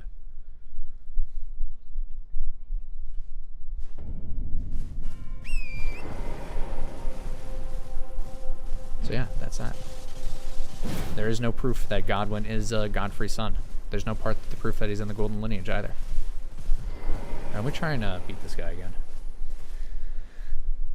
What do you think of the fact that in the entirety of the lands between, there are no confirmed paintings or statue of Godwyn or Ronnie? There's no statues of any of the children. I don't think there's any. There's one statue of Godfrey, and that is in his. There is one statue of Godfrey in Limgrave in the Stormvale, but everything else is Marika. It's all Marika. Well, there's Marika statues, there's the Radigan statues, and then there's the Carian statues of the little girl with the book. But that's about it. Like, are there any other? Oh, and then we have like Elden John. Then not really anyone else. All right. This guy's tough, so I even need to use a physics flask.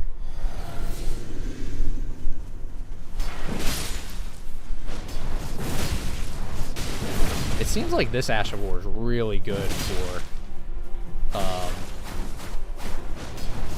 NPCs.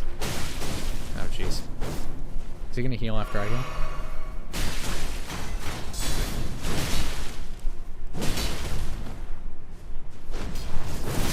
There we go, finally.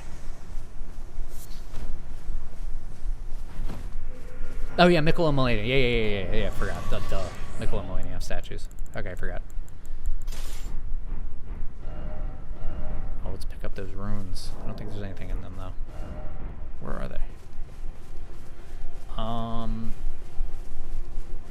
Yeah, George R. Martin did hint at an Elden Ring show on his Not a Blog. He said something like, there's rumors of a movie or a show for Elden Ring, but I don't know anything about it. Nope, don't know a thing. Don't know anything about it.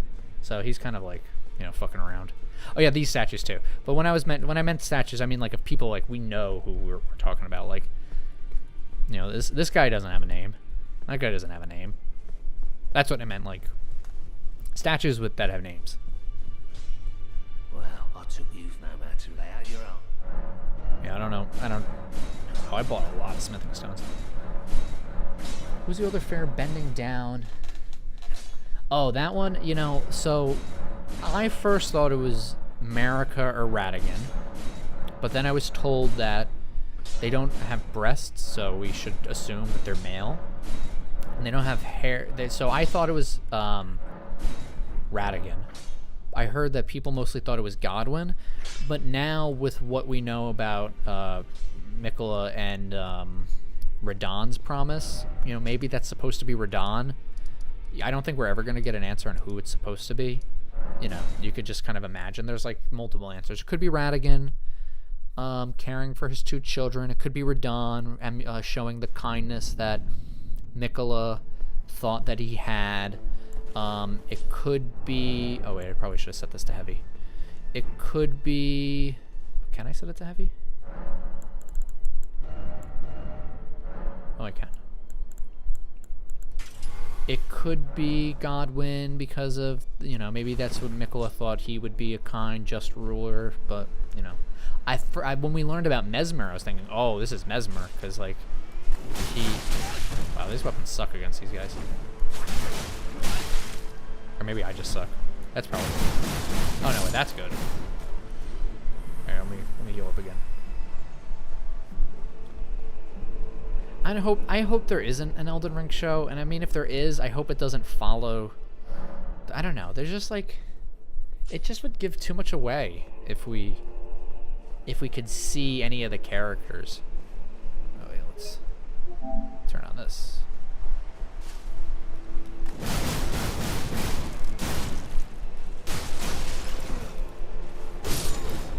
You know, I feel like it would just give too much away of like what's going on. And the magic of Elden Ring is that like we have to figure it out, and that there's kind of like no wrong answers. You know, like for me, my lore videos are all gonna be about like the secret plot of like America trying to remake the world so that like the Newman women aren't subjugated to oppression anymore. One of those videos is going to be about how the Nox made, what's his name? Baal. That Baal is a Noxstellan, a dragonkin. Like he is a dragonkin that was made by the Nox, used to destabilize the ancient dragons and Farum Azula. Now, there's no direct indication that happened, but based on that the Dragonkins and Baal have the same shaped heads, and that the Dragonkin of Noxstella and Baal both sprout wings in their phase transitions, leads me to believe that, you know, he came from the Nox, or at least from the Eternal City, and is purposely fighting against Placidusax to destabilize Farum Azula and the ancient dragons. And you know, there's no items that say that, so you can't say that that's wrong. You don't have to agree with it, you don't have to believe it, but you can't say it's like wrong on its face. You know, it's just a theory, and if it doesn't contradict with any evidence that's already in the game, then it's perfectly acceptable for me to put that out there and then build other theories on that if it doesn't contradict. So, you know, I don't want, like, that makes it interesting not just for me, but I think for anyone trying to figure out like what is the story. And since that's the case, the story can be whatever you want it to be. You know, the magic of Elden Ring is that, and all of From Software's games, is that the story isn't just one. You know, what happens in the game is like the same for everyone, but what the world and its history is kind of like what you make of it and how you enjoy it. And if you enjoy it a certain way, then that's how you enjoy it, and no one can take that away from you. But when you add something that's like supposed to be like canonical, like a TV show, like you can't, it's hard to be like, well, I think it's this, and I'm just gonna pretend that the TV show didn't exist, you know, or that the book, this didn't happen in the book, and then you have to like do real fan headcanon. But like, you know, I can do videos on how the Glom-eyed Queen is the original queen of Farum Azula, who is also America, and she purposely sacrificed herself to make a finger slayer blade so in the future her descendant Rani could kill the fingers and become the Age of Stars ending. And, you know, if I make it tonally consistent, no one could say that it's wrong. They just don't have to believe it. And that's perfectly fine. But that's like where the fun is in these games, that you kind of craft your own story out of them. It might not be what the writers intended, but it doesn't matter. It's your story now. So I talked a lot. Stories equals, I guess so. I don't know. I mean, bedtime stories. If you want me to, you know, just imagine I'm telling you a bedtime story. I talked a lot. I don't know if I missed any messages. Since so and anyone care, Thin Man, you seem to be. Are you all right? What's going on? What else we got? Let me say when accidentally. All right, yeah, I think I read that. I don't know if I replied to anything. Well, you know, wanting closure but never getting it. Like, to be honest, like that's life. Like, there's, I don't know if it's like, I don't know, silly to say, but like, there's a lot of unanswered questions in life in our own real life history. Like, I don't know, Stonehenge. What is Stonehenge for? You don't know. Historians argue all the time about like what actually happened. And we don't know. We just have to. You just have to guess. But kind of like even not knowing, it doesn't really even matter, because regardless of what the history is, the outcome is still the same. Like, it's important to know the history. It's important for real life history. It's important to know where things have come from, why things are the way they are, so we can understand them and, you know, learn from the mistakes and learn from the failures and try and do better. But in Elden Ring, it doesn't matter what the history of the world is, because at the end of the day, no matter what, the Erdtree is always going to burn, and your Tarnish is going to choose an ending. Knowing the history of the world gives you a better understanding of what the story is and how it informs you on what you enjoy out of the story. But you're never gonna know. Damn, that guy has a lot of poise. Woo! I think he's gonna kill me.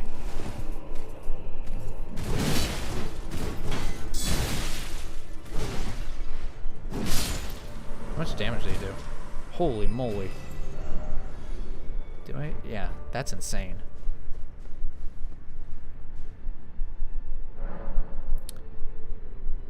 Yeah, that too. Yeah, Ty, you're right. And the Song of Ice and Fire, like, I don't know. I started reading those books when the show came out, like 10 years ago, and I still think about it because it's just like, it's so interesting, like, not knowing those answers. And it's also, when you think about stories like this, I don't know, it's kind of like, it sounds silly to say this, but it kind of helps you reflect on, like, real world history and, like, current political events. Like, when you try and deduce why would someone do X or Y, and then you can extrapolate that to, like, you know, real world things, like, oh, you know, I thought I could backstep. I don't know if that sounds silly to say, but I think there is merit. It helps with your critical thinking, and it's fun. It's a creative outlet. You know, you were essentially, I didn't know he could come in here. You are essentially writing your own story in your head, and that kind of makes you your own author. George R. R. Martin did the world building for this game, and then Miyazaki did whatever he wanted with it. But people, when you make your own, when you do theorizing and lore crafting, you're kind of doing the same thing. George R. R. Martin, Miyazaki made the world for us, and then you get to write your own stories within it. And I think that's really cool, and it's a lot of fun. I think From Software's writing is carried through a written medium. If anything, an Elden Ring novel might work better. I think a show reveals too much and takes definitive stance on complex ideals. I think Prince of Florida says, I think he should release a book like how J.R.R. Tolkien did about Middle-earth history. George should do that for Elden Ring. I don't, you know, but what's special about video games is that you get to literally walk through this history. It's like if you got to walk through Rome and no one was there. Like, imagine like walking through current day Rome and no one's there and there's no books, and you have to figure out the history of Rome from the ancient architecture to our modern day architecture, and you have to figure out how did they get from A to B just by walking through there. Like, you can't do that in real life. We know too much, but in a video game you can, and that's like where the magic is. Like, you get to be transported. Like, you get a sophisticated hallucination of a fictional place that books and TV shows can't give you. Oh, well, bye, BPMFJ54. Glad you enjoyed the stream. And new videos soon, maybe next week or the week after. I have to get footage. I need to get a character that has enough intelligence to do Rolana's twin moons, because I want to talk about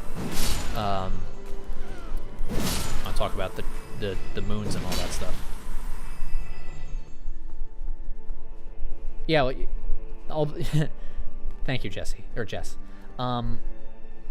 It is together because, you know, I don't know everything. But, you know, I can't. Oh, thank you for the subscription, Michael. I had to move where it was darker so I could read it. You know, I don't know everything, and I rely on learning from other people to be able to give something like that's entertaining and maybe accurate. And while I might think the story as I present it is true, you don't have to, you know.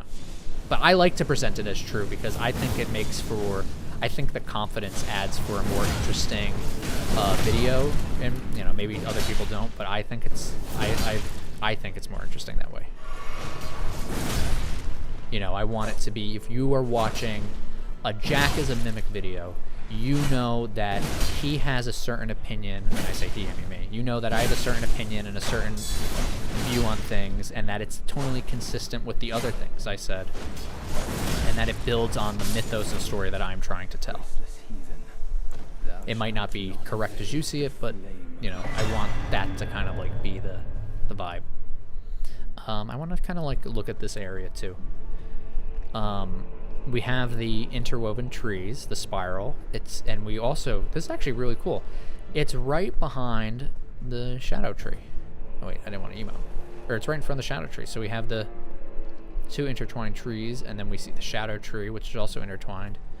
I don't know if they have any of the... They also have the reliefs.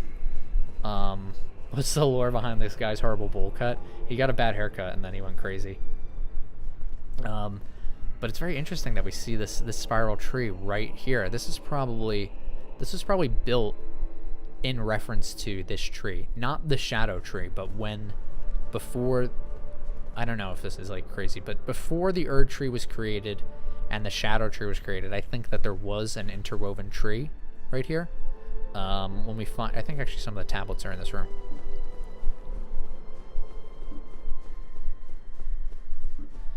So these are pretty old, and this shows the interwoven tree. So I'm thinking that the original Great Tree, Erdtree, whatever it was probably interwoven. In Berserk, the World Tree is also an interwoven tree. Also, I don't know if people heard earlier in the stream, but here we're seeing these are more elaborate grave markers that we see in the towns. You could see that the horns are more ornate and they're more spun together, and instead of it being like a hastily done knot on them, they're balanced on the top of these things, and the horns themselves wrap into the wood. So this is supposed to be a city that's at the base of their holy divine tower, so the people within it should have, you know, be in an upper echelon of authority and nobility, so they would get better grave markers, they would look, you know, more refined. I also don't think the silver horn tender drops on any of the horn scent outside of the Belurat Tower, so you can see there is there's a hierarchy within their class system based on the grave markers, based on what they drop, and then where their locations are. Yeah, Tarnished Archaeologist is really good. I like his. So I don't really, you know, his. I've never really agreed with his. What do you call it? Like conclusions on the lore, but man, his like videos are so good. I think it's him and someone else. I think they have a team, or like him and 2 other people maybe. But I don't know. That might not be true. But like I've learned so much history from his channels, and yeah, that's his. If you've ever watched Senator Tarnished, who also does really good videos, he's a friend of mine, I gave him the advice. I told him that like try and do your videos like Tarnished Archaeologist kind of does them, where his goal seems to be, I want to teach you about history, but I'm going to tell you through Elden Ring. And Senator Tarnished wants to tell people about psychology and talk about Elden Ring. But I was like, you got to trick people, you know, don't make it a psychology video. You got to make it an Elden Ring video, and then tell them, you know, tell them the Elden Ring lore, and then give them the psychology hidden in it. And then you'll 2 birds, 1 stone, because that's like how Tarnished Archaeologist does it. He gives you an Elden Ring video, but really he's giving you a history video, and that's really cool.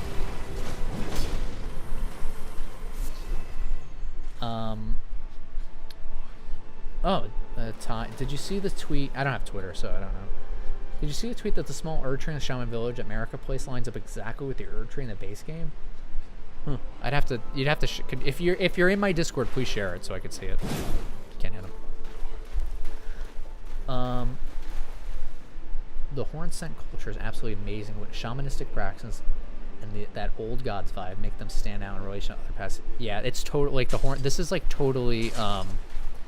You say old gods thing, and it like these remind me of like the Northmen kind of in a little bit in like A Song of Ice and Fire, but also a little bit of like do you call it? Like some people in like Essos, they remind me of like maybe some people, some of the cultures in Essos.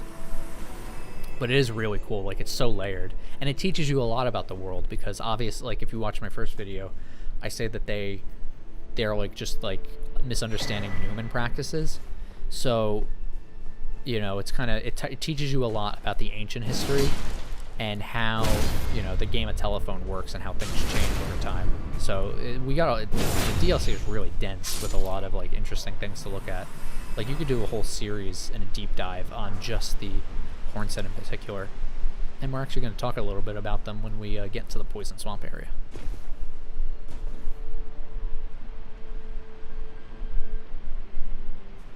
Yeah, you saying that Melina using the only tie, you're mentioning Melina using the minor Erdtree spell. That's kind of where I think, like, oh, he's on this side. That's kind of where I'm thinking, like, Melina, you know, even though she is, that didn't hit him. Even though she is a child of Marika, she is the most like Marika, and she can recall her echoes. So I feel like she's like the base spirit of Marika. Like, I think she probably has like all of Marika's memories, and even though she's her daughter, I think she's like probably just, you know, for all intents and purposes, she kind of is Marika.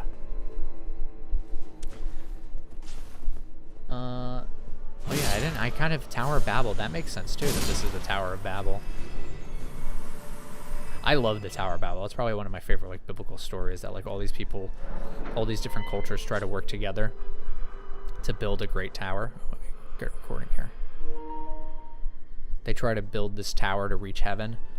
So God creates like different languages so they can't work together anymore. That's really creative. Who art thou, stranger? It's Enya. Another of Mesmer's peons, methinks.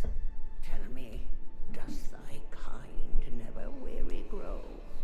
How do these old bones fascinate thee yet? Our lands were by thy kind set aflame, our tower by thy kind veiled in shadow.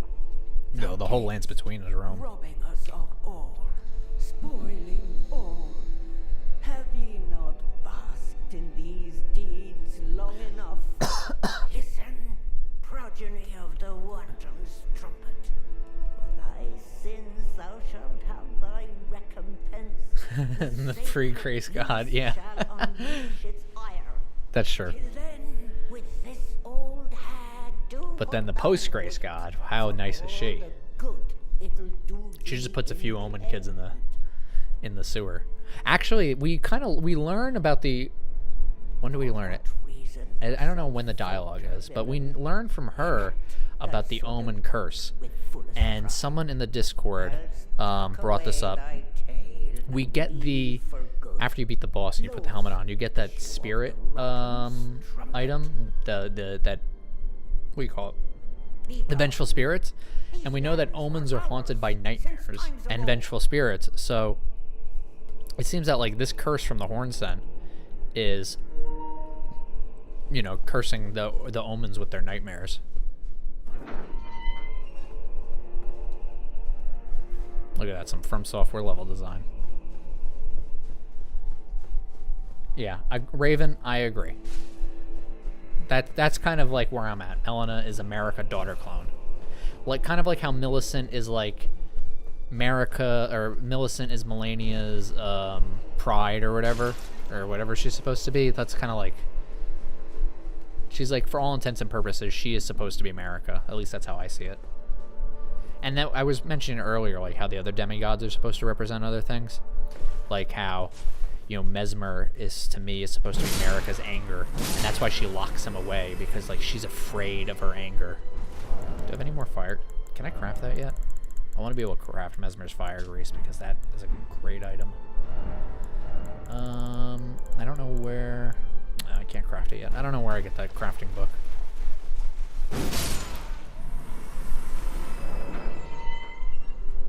Watchful Spirit, yes. That is what I was thinking of. Oh, while we're here, I should probably put on that. Oh, I didn't mean to eat it. Oh, and I'm low on HP. NFP. Alright, to not waste flasks.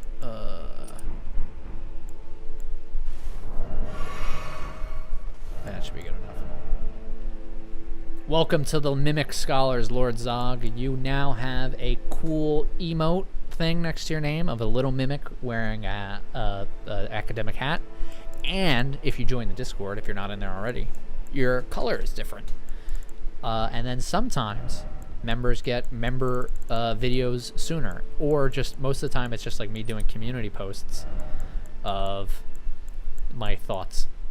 I should probably, as immunity goes, yeah, that is for poison round. Okay, that's bad.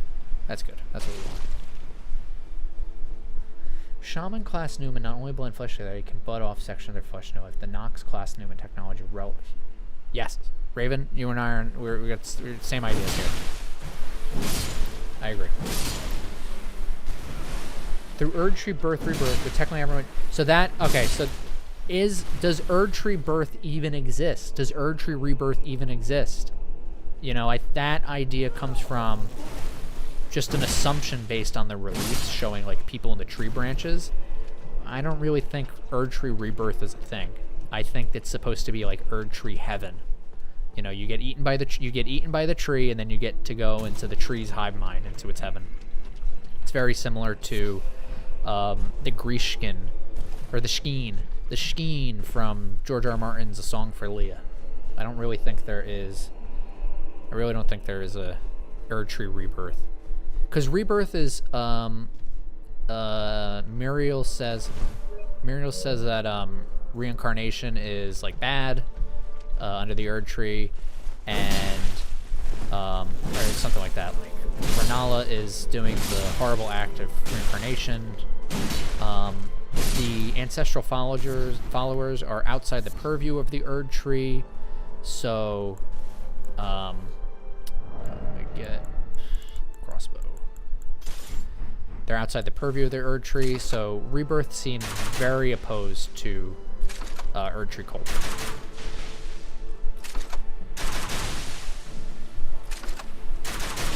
Man, that sucks.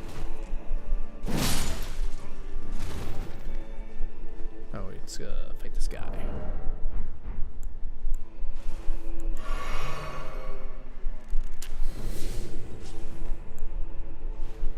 I didn't mean to do that. So that's what no hug gets you.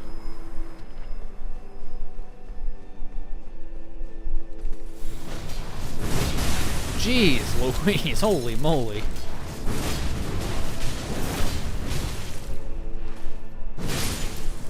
How much damage did he do? Not that much. I had the bubble on. Oh, I wanted to, yeah, can't keep secrets for reincarnation. True, that's true. There's also, I'll pull up the item in a second after I kill these guys. I want to talk about them. So, gosh, there's so much I want to talk about. That's what videos are for. So, let's eat my thing. We have, so, Shield of the Guilty. Shield made to venerate a maiden whose eyes were crushed by briars of sin before being reborn in these lands. Venerating the repoise of the soul, this shield boosts focus. The briars can be used to attack foes. Spirit is kind of like really tied to the mind stat and stuff like that. Like if we look at Marika's, if we look at let's look at Radigan's first. Radigan's increases vigor, endurance, strength, and dexterity, all your physicality, but Marika's increases mind, intelligence, faith, and arcane, like the stuff you remember. So yeah, you don't want people to be reborn because then they'll remember things. And we want people to forget their history. We want people to forget where they come from. Because that's how we can maintain our order and our system of oppression, because the Erdtree sucks. Who imprisoned Marika in the Erdtree? Greater Will? Probably wasn't the Greater Will. It probably is. It's most likely the Elden Beast. The Elden Beast is a vassal for the Greater Will, so it has the same interest of the Greater Will, but it doesn't need to be getting messages from it. It's its vassal. You know, the Greater Will is doing its own thing. The Elden Beast is supposed to be its incarnation of order within the lands between. It doesn't need to, so the greater will doesn't really need to be there. Kind of like in a vassal society, like the king can't be everywhere at once, so he needs vassals to, you know, enact his reign.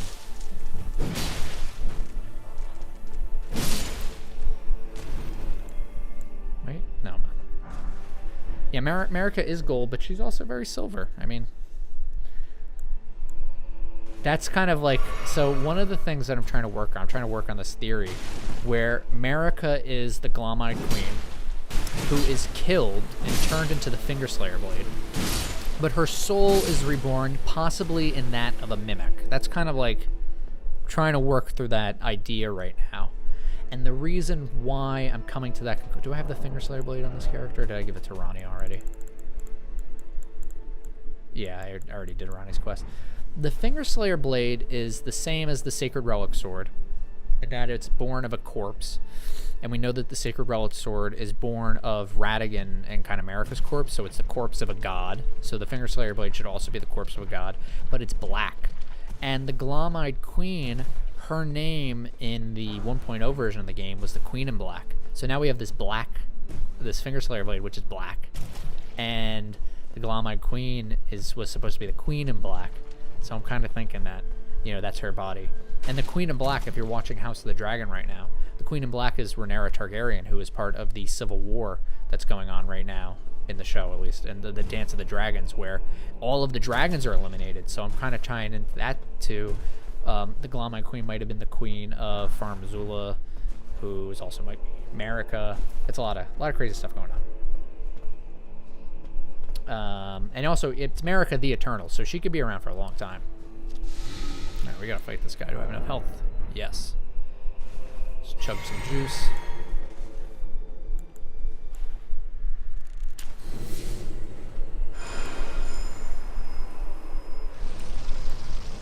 All right, let's go mess up a tree.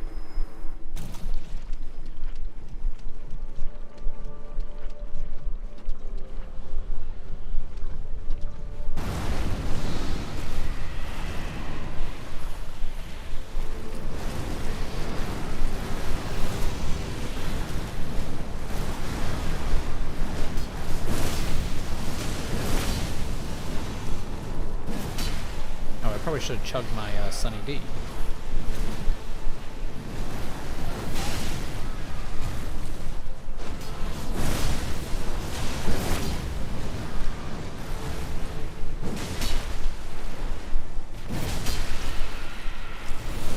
Oh, knock him! Knock him out! Yes! Oh, still hit me.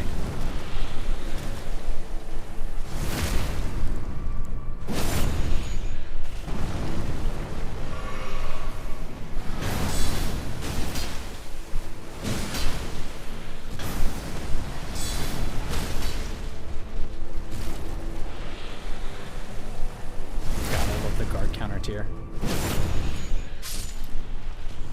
Maidenless Chest of Chaos, welcome to the Mimic Scholars. Your diploma is in the mail. This is a 4-year university in Elden Ring lore compacted into 10-minute videos. You will be far... Not only will this help you get a job in the future, but you will be able to impress your friends with all of your knowledge regarding the ramblings of a hippie boomer who has multiple unfinished stories, and more succinctly, you will have the ultimate understanding of the ramblings of a hippie boomer as interpreted by a middle-aged Japanese man, as interpreted by a, I don't know what age you would, I guess a younger, East Coast American. So, you know, we have 5, 3, 4, 6, 7, 8 degrees of separation. But nonetheless, you will be smarter for the better, and I thank you greatly. It's more for you than it is for me. Don't think the beast is sentient. So that's actually, I don't know who you're responding to. But if the Greater Will have left the lands between, what's the point of leaving the Elden Beast to rule what? Well, so we learn in the Elden Beast boss fight, we see all of those like mythical Erdtrees. We can only assume what the Greater Will is up to, you know. I'm kind of thinking that, like, you know, maybe there's like some sort of you know, maybe there's what. All right, let me start from the bottom. In Elden Ring, as with maybe Game of Thrones and A Song of Ice and Fire 2, we have this kind of baseline of people, individuals fighting each other. Then we look further out, like families. Like there's inner turmoil within a family for maybe the right to be the lord of the land. Then we pull a little further back. Then we have, in the entire land, we have all these houses fighting each other so they could be king. And we pull further back. Well, now we have this mythical fight between, in A Song of Ice and Fire, we have ice zombies and dragons, and they're fighting. And then we pull further back, and people are saying, oh, there's these two gods that are fighting. And then we pull further back, what else is there? So I kind of see that, you know, maybe the greater will is fighting some of the other outer gods. Maybe, who knows? And it needs resources to be able to continue that fight. Those resources are through Erdtrees, where it absorbs the runes and the life energy of people on all these different planets, so then it can continue its fight in space. So the point is that, like, you know, there's supposed to be this cyclical nature of violence, oppression, and what do you call it? Exploitation. That is like for what? Like to fight what? To rule what? Like all the people in the lands between are fighting to be Elden Lord for what? So they can be the owner of the tree. Well, like the god lives in the tree and he's a big space bug, and he's just using you to make the bigger Erdtree. So, like, you know, what is the point of it all? And I think that's kind of like the question that's being asked. Like, what's the point? That's kind of like where I think like Ronnie's ending is probably like the good ending, because she says, well, you know what? Screw that. We're gonna do Star Trek. We're not gonna. We're going out in space. I was just saying, need 4 more credit hours this semester. Well, I don't know if you could get credit hours for this. I don't know if this counts continuing education units. I think I have a certification for my field of practice. I'm in cybersecurity, and I have to get 120 credits every 3 years, and I think I just finished my credits. I think I might have to. Nah, I'm good. I don't know. And it's tough. Like, I already did school, and I still gotta keep doing it, essentially. I mean, I guess it's important, you know, you gotta stay educated for some jobs, but, you know, whatever. A Gnostic Demerge. A powerful cosmic ruling a world pretending to be an actual... What is... Alright, can someone... Raven, can you explain what those words mean to me? I'm not that bright, so I need some... I need someone to explain what all those big words mean. Explain it to the class.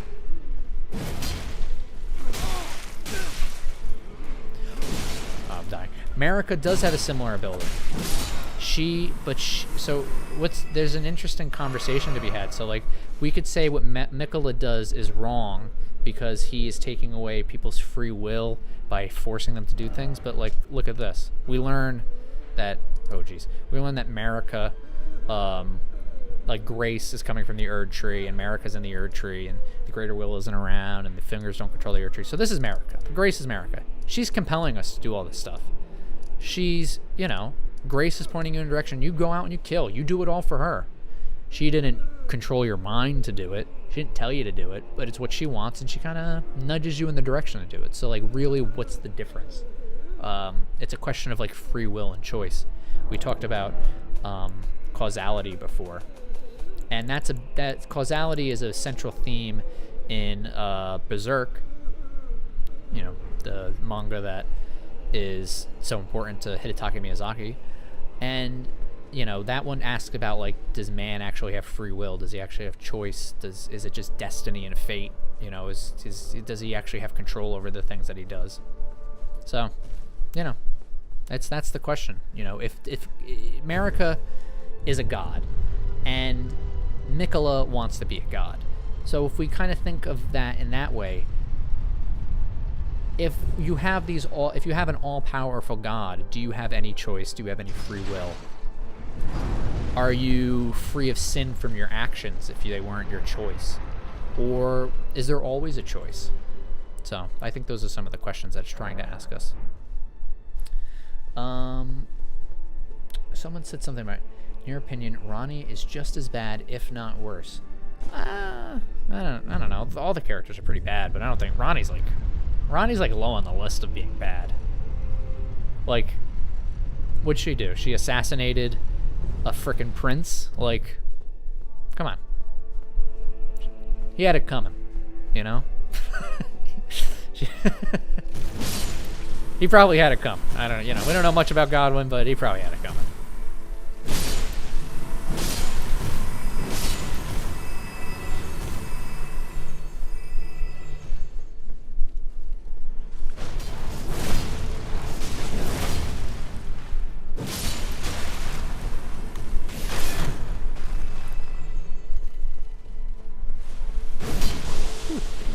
Hey, so since we find scorpions here, what does that say about the scorpion stinger item? I haven't been able to make heads or tails of that yet. Ronnie's actions led to the shattering. Well, a lot of things led to the shattering. It's not the only thing that led to the shattering. The Fingers trying to create a... you could argue that the Fingers trying to enslave Empyreans to do their bidding led to the shattering. You could say that the Greater Will...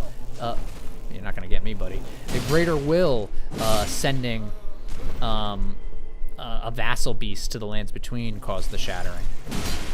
So that's kind of like one of the arguments, too, with causality. Like, everything is a link in the chain. You can't just say one thing. Even though Ronnie killed Godwin, and that is one of the major events that is one of the catalysts for the Shattering War, every single character within the Shattering War had a choice. They didn't have to kill each other. That they still had a choice.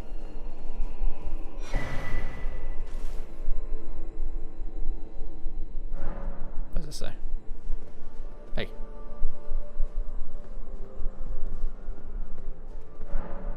I've been here my arm of Sinistral. I don't know what that means.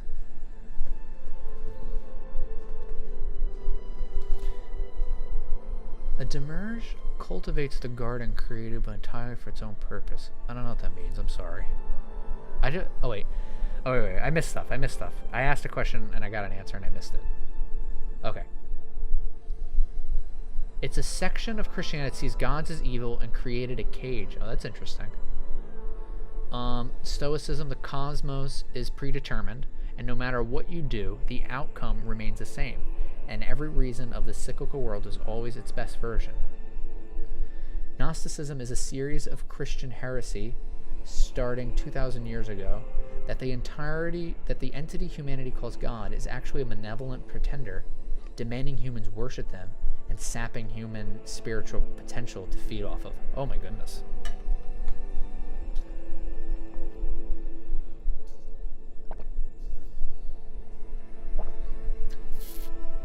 The Greater Will is gone. How's the Elden Ring still a thing? Well, the Elden Ring is like... The Elden Ring is its vassal. The Greater Will, it's not that the Greater Will it's gone. It's that it's like... It's abandoned the lands between. It's not actively... like, let's say... the lands between is New Jersey, and the Elden Ring is the governor, and, you know, the Greater Will is the president of the federal government. You know, it's 4th of July, so we'll talk, you know, U.S. systems. You know, the President Greater Will doesn't have to make the rules for what's going on in New Jersey. He has his vassal. You know, this is not actually how it works in real life. You know, governors are not vassals to the president, but like you get the idea. You know, it's or I guess maybe like, you know, when the United States was a colony, whoever was running the colony is the vassal for the king and stuff like that. That's kind of like it's a stand-in. Like it's supposed to be extending its influence of the Greater Will within this certain area without the Greater Will having to be present. You know.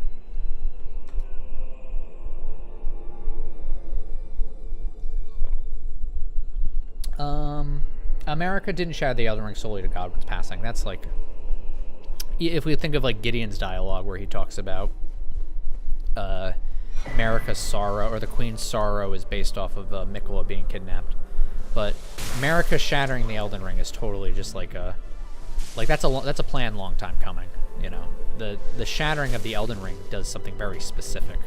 It brings the Tarnish back, and then the Erdtree burns, and then one of us becomes Lord. So it's very It's, you know, it's all part of the causality, man. It's all part of the chain of events. And since Ronnie does it, you know, I'm thinking she wanted him to do it. I gotta, like, readjust my timeline because I had the Night of the Black Knives happening before Radigan leaves Renala, but now I'm not sure. I'm still kind of leaning to that, but I have to kind of rethink that. But it seemed it kind of still makes sense to me. Like a Castellan, yeah, it's a Castellan. As vassal, Castellan, you know. Oh, I wanted to talk about these guys. I guess I can't do it until I get to the alien village. But these guys are just like, it's like a sickness that doesn't spread. I think there's one that says that. These guys are essentially like failed Crucible dudes. Like they imbibed in the Crucible and it didn't work. Oop, missed. So the Elden Ring is essentially a manifestation of the Great War's ideas, laws, and Elden like an adjudicated practice. Fingers like senators and governors. Yes, yes, yes. I think so. I think that's the best way to do it.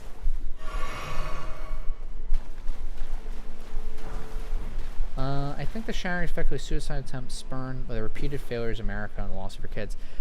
I think that's a little, you're looking a little too short. You gotta look bigger picture. America's the eternal. It's a long laid plans. Hopefully in future videos I could convince you that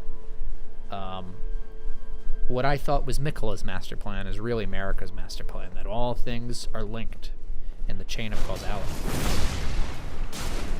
God, that move is so cool. I want to talk about the physics of stoicism so bad it folds into the overall concept of greater real. Lurks McGee, maybe you shouldn't lurk and maybe you should post. Maybe make a video. Maybe write a little blog. You know, it's not hard to do this stuff. It's pretty easy. And you'll get your ideas out there. You know, it doesn't matter how many people watch it as long as your ideas are out there. Oh, I screwed up. He has a skidoo fragment. No. Razor. No, jeez, please. No, he disappeared. Alright, I gotta kill this guy and then pick that up again. Oh, jeez. How are we on health?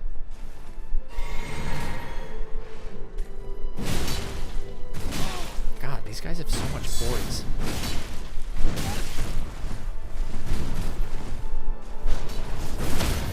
Oh, no! No!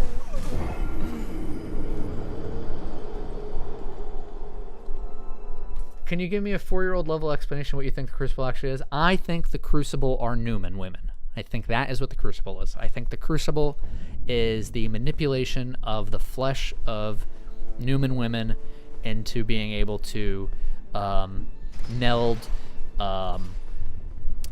animalistic and human physiology with others. I think it's just Newman women.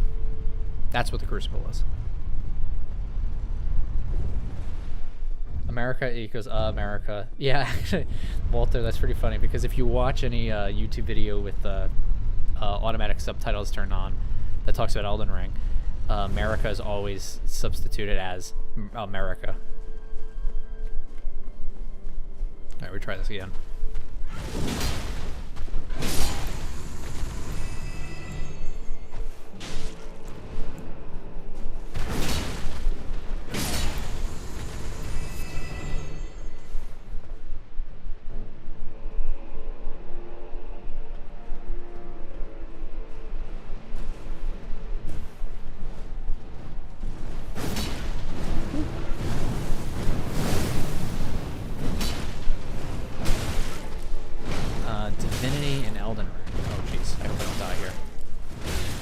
Jeez, my goodness.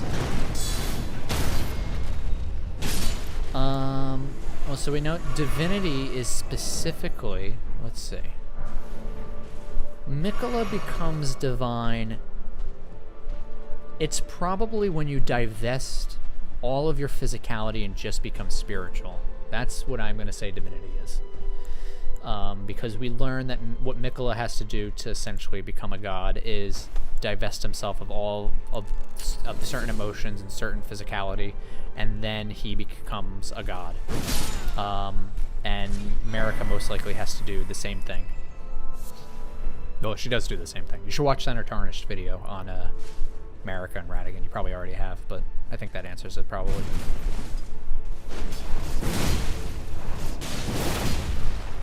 We just eat the damage. Oh, no, no, no. We don't... No, no, no. No, no, no. No, we didn't want to eat all the damage. God, those guys are tough. They have so much poise. Hey! Center Tarnish. I was just talking about how people should watch your video. Happy 4th of July. I didn't do anything this 4th of July. My wife had to work tonight, so... We just exercised today. I didn't even eat a hot dog. I had taquitos instead.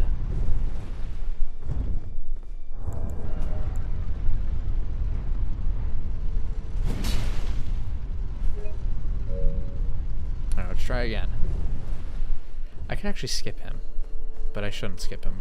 We have to show domination.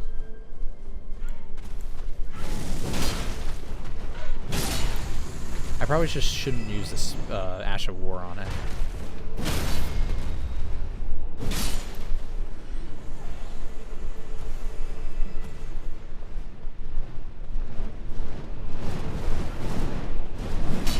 Nice. Alright, the bird can't fly up. So the Nox were for the Crucible and the Shaman for the Pottery? What? You're gonna have to explain what that means.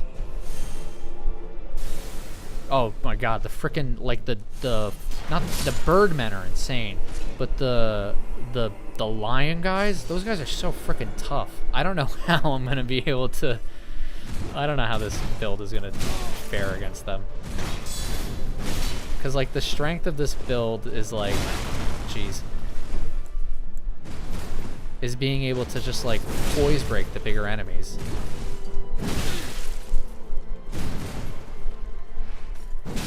And it doesn't, these guys have so much poise. There's so much poise. I don't know how I'm gonna do it. Exercise with hot dogs this last one. Yeah, we did.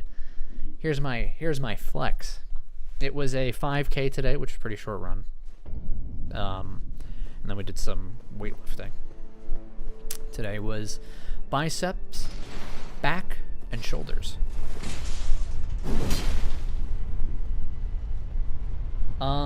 No, the lore, no, this, so it's, Lurks McGee, I think, Center Tarnish video probably covers it all, but it's the god requires like a lord, and the god is the spirit, and the lord is supposed to be the physical, like the lord is supposed to be like the physical manifestation of the spirit's will. And also, it's most likely not Godfrey. Godfrey, as we learn, everything about Godfrey is a lie, from his name to his title. He is not Godfrey, he's really Horelu. He is not the first Elden Lord, because we know that there's an Elden Lord before him. So he's probably, like, he's not, you know... It's most likely, like, Radigan was always Marika's Lord. You know, he was always the one who was there with the divining gate for her. Are we well, so we're doing the New York City Marathon in November, but this was just like regular exercise. But we start marathon training next month. I should probably eat some crab for this guy. Maybe that's my problem.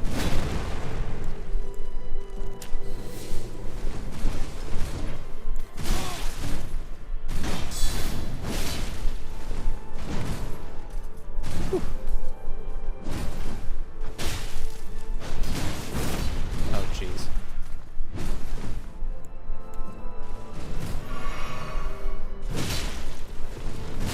Oh, my goodness. You can't even guard counter. I'm just going to skip them. I'm not good at fighting them. Oh, it's just so painful. It's so painful.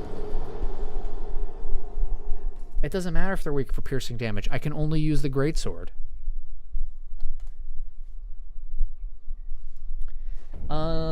I think they knew each other. I think they probably knew each other. I mean, they must have known of each other. mean, it's hard to say. I mean, there's no... They have to know. Like, they have to know of each other because Radigan... Like, I don't know if they've ever met, but Radigan... Radigan invades Liurnia. Like, Godfrey has to know about that. Alright, we're just gonna skip that guy because he keeps kicking my ass. I don't have enough Skidoo fragments. Even with 50% defense, I bet if I could see my... You know, we're gonna fight him. We're gonna fight him again, but we're gonna turn the HUD on. And we're gonna see if I do better with the HUD on.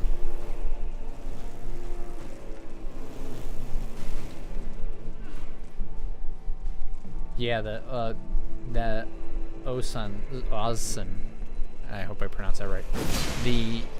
That item is really interesting, and I'm curious to what exactly it means.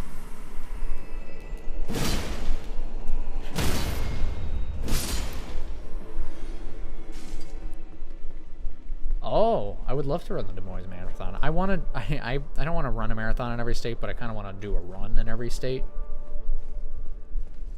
Okay, let's see if we perform better. Wait, I forgot I didn't put this on. Let's see if we perform better with the HUD on. Okay, nope. Having the HUD on doesn't make me dodge better. Oh, I do a lot of damage to him. Oh, wow, you're right. The piercing damage is insane. Okay, so yeah, with the HUD on, I know that I'm actually... What actually does more damage. And it's the pokes. Okay, so you were right. You were right.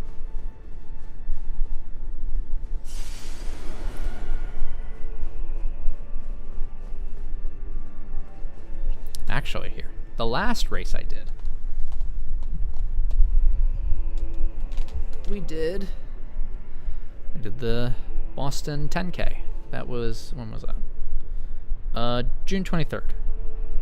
We were in Boston. No, don't kill me. I gotta put this back on the rack. Oh no, I dropped my medal. 1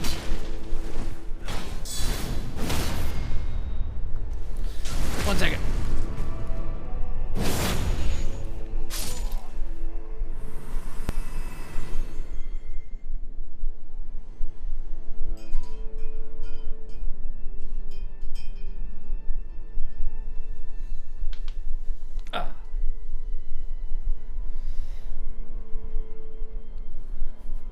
So we got a few questions. Do you think the law of convergence can be compared to shaman ability to incorporate flesh into themselves? Yeah, I think so. I didn't get that idea until I watched Under Tarnished videos.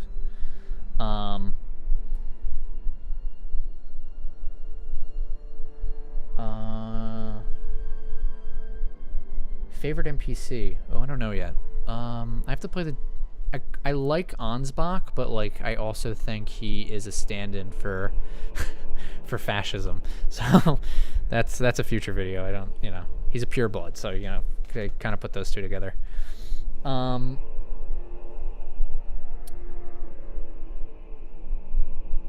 I'm gonna hold you to that. I'll message you in private. I have to talk to my wife though if she wants to go to Des Moines. But I would love to. I would love to. I like doing the I like running in other spots.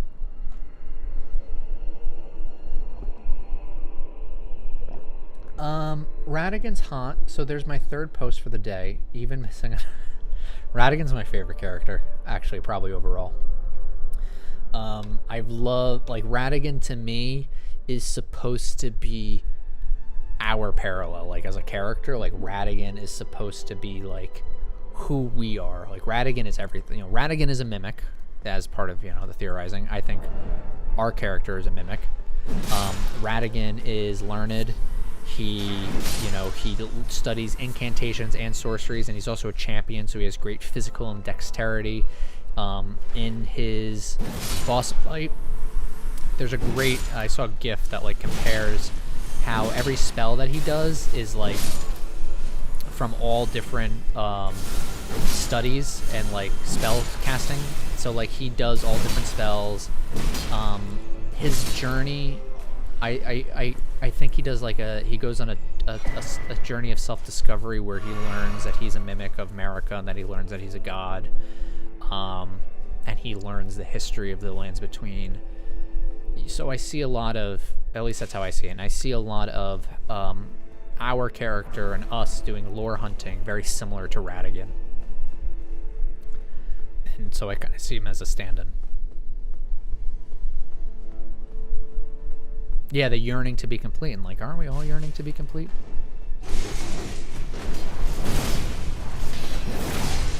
These dudes are so much easier than freaking other Horned Warriors because they their poise break so easily.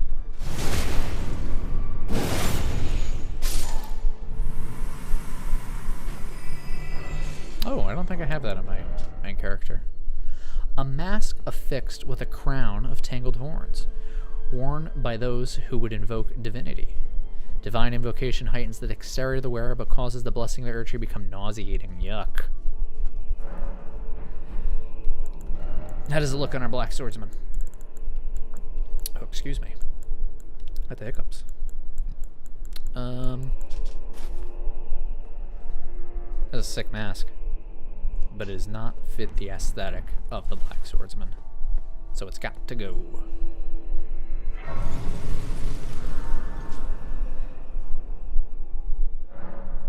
Radigan is like the son of your mom's friend.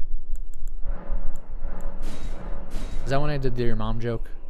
Yes, that is when I did the your mom joke.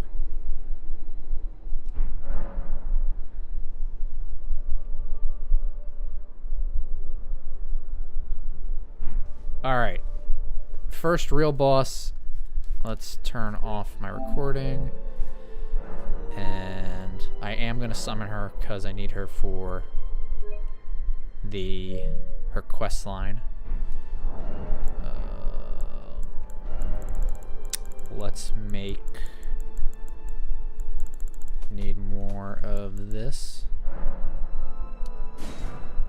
Oh, I'm running out of Arteria leaves. Oh, I don't need that. I don't know why I still have that on. What are we running right now? He does lightning. Well, he does everything, so I should probably put on Pearl Drake. Yeah. That seems good, right? Okay. And then I talked to the woman already. This is going to open the door slowly, so I should probably just...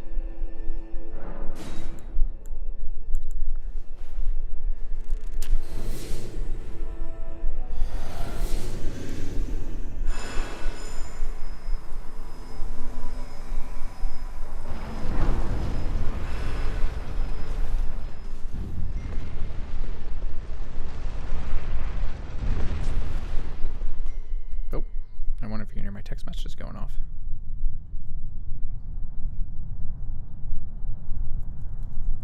O horn-decked beast from higher sphere delivered, take root inside the tower's sculpture. Redmane's confirmed illiterate. I mean, she's a gladiator. She doesn't have to know how to read. We beg of thee, rise. When I got to this boss fight the first time, I was kind of thinking like, oh, we already know what he looks like. We kind of already seen some of the cutscenes, so it's not going to be that cool. But like, the music and the voiceover really elevates the scene. Cruelty, woe, and those who plague the tower. Cleanse away this strumpet's fire.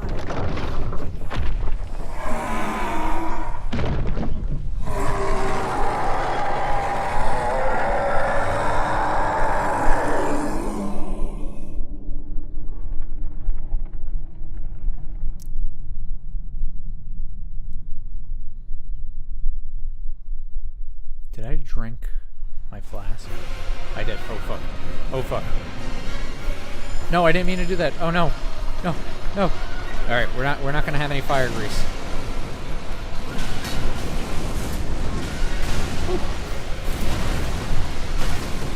Oh jeez. Yeah, this attempt might be a bust.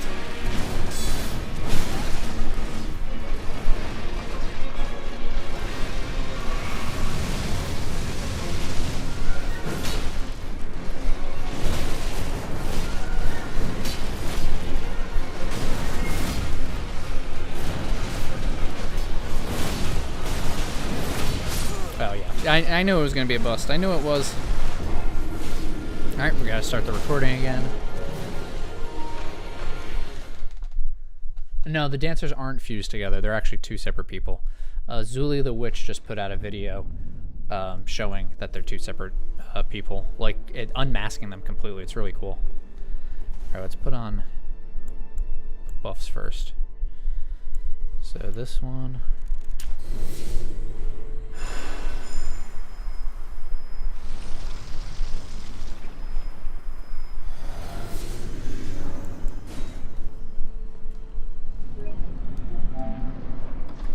Try again.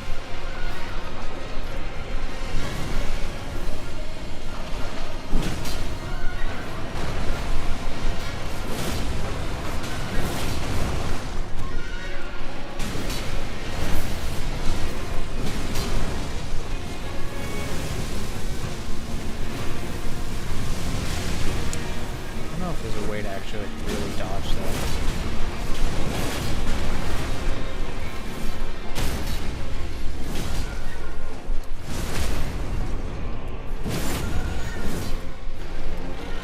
Lightning phase.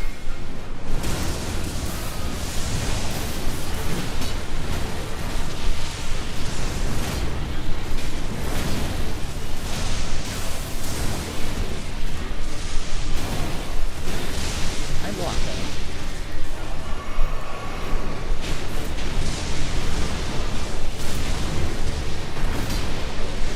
There, we do this.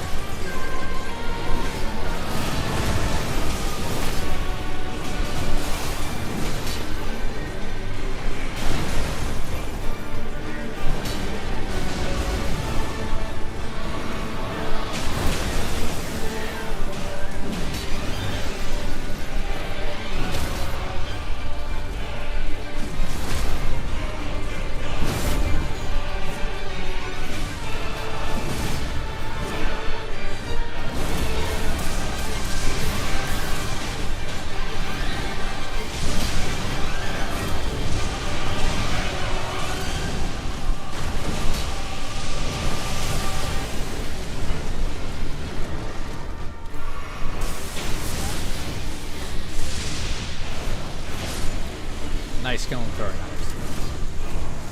Alright. We did it. Oh, Kristen's here. Where's your name popped up? Hi. That's my wonderful wife. She's a very busy and important nurse who saves people's lives.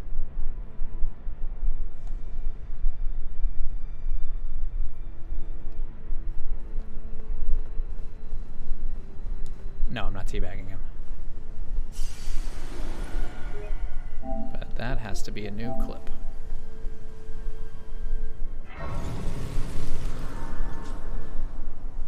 Alright. We got... When the Impaler's army assailed a tower, the ritual of the lion dance would turn to martial... Oh, it ends. Yeah, fighting.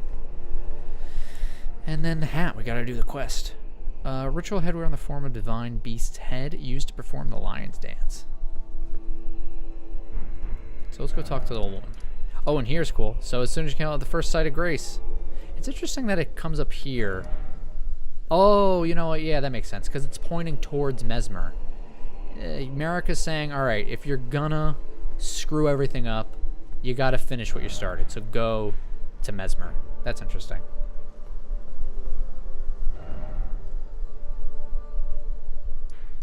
Oh, to put your sword on your back, you have to make sure you have, there's nothing in your left hand, and you just two-hand it. So since I have empty here, when I two-hand it, it puts the sword on the back. And you could do that. Like if you have, like the claymore has a sheath, so if you do that, your claymore will be in its sheath. Or if you, you know, same thing with this. So you can, if you want to do some RPing. But you have to make sure that there's nothing in your other hand. You won't be able to like do a shield and sword on your back. The other lion dancer using oh yeah, that one's crazy. Gosh. I can't. Do I have it? You know what? Wait. We'll talk to. Let me go on another character, and I'll kind of show you what I think. I have to go on a character that has Far Missoula unlocked. This is also this is cosplay. This character I use, you know, for other shots. So he looks like this is not the Black Swordsman. This is cosplay. If we go to, this is to talk about Deathblight for a second.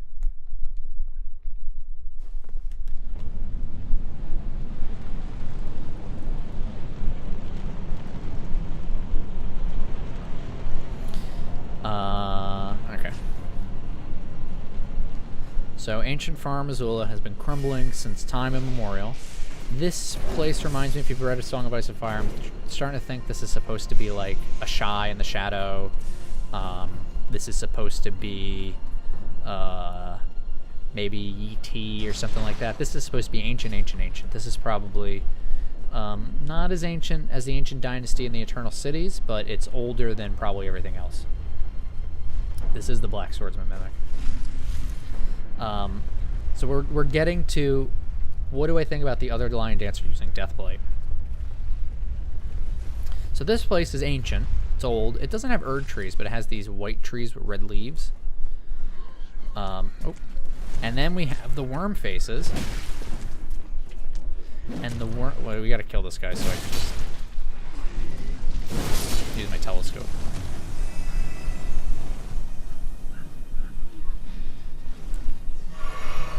So we have the worm faces here. They are covered in this gold cloth and ornate jewelry. They have worms in their faces, and they're vomiting Deathblight. Now, there's no Deathblight in the vicinity that where they're at, but they're also vomiting worms. So, Deathblight comes from Deathroot. Deathroot prevents souls from entering into the Erdtree. So Deathroot is not just the root of death, where death comes from, but it's also the death of the roots. To be able, if you cut down a tree, you're not really killing the tree. The tree can grow back, something can be grafted onto it, it could still sprout things in the tree. The only way to really kill a tree is to destroy its root system. And one thing that can destroy a root system are worms. Worms can eat through the roots of a tree, and then if they cut off the roots from the tree, they can't get the nutrients. So I think and these guys drop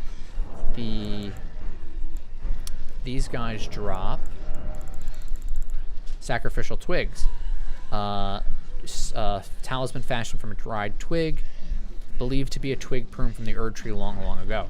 So they drop these sacrificial twigs. So what do I? And they covered in these gold ornate jewelry. So I think these are supposed to be in Far Missoula's time, in the ancient Far Missoula.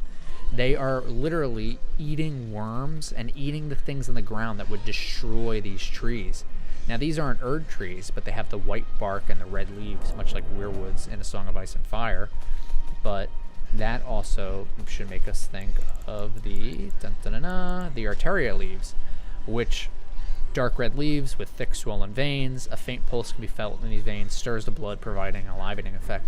And you can make perfumes out of these, and these kind of are supposed to be they kind of mimic the power of the Erdtree. Like uplifting aromatic is kind of like a fake golden vow.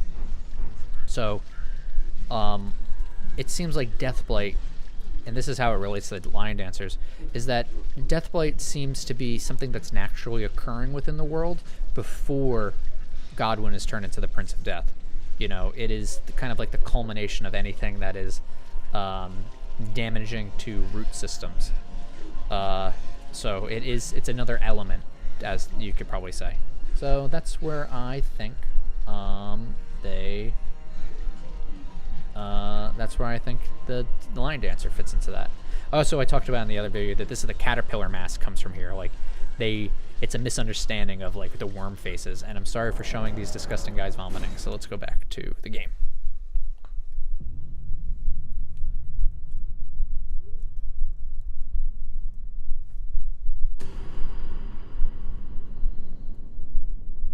Yeah, so yeah, that the potentate mask and the I have so many black swordsmen. The potentate mask and the caterpillar mask, I think, is supposed to be evoking the worm faces.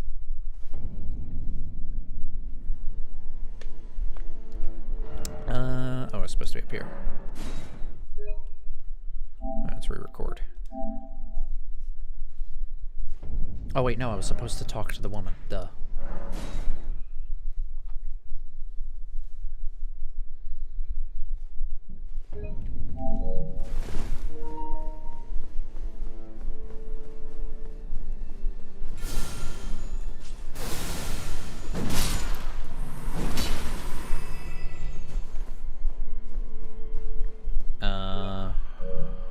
She's just sleeping.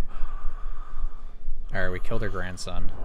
So I will be right back. I'm not going to tell you what I'm doing this time, though. And I'm also going to mute my microphone and my camera. So let me just T-pose on her for a moment. I'll be right back.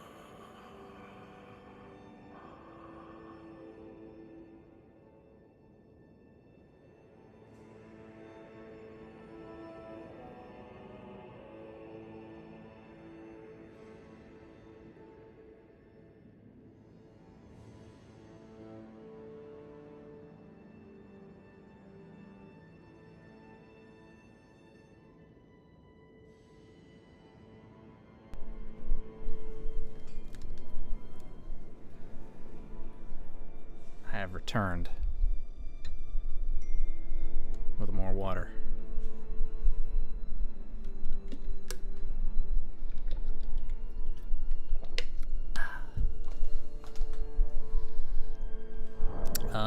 All right, let's see if If you talk to her without the mask first, what does she say? Anything new?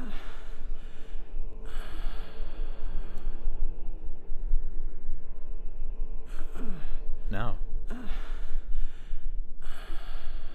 She's exhausted. Oh, let's change this puppy out. What was I using? What was guard counter? Is there anything that would be better?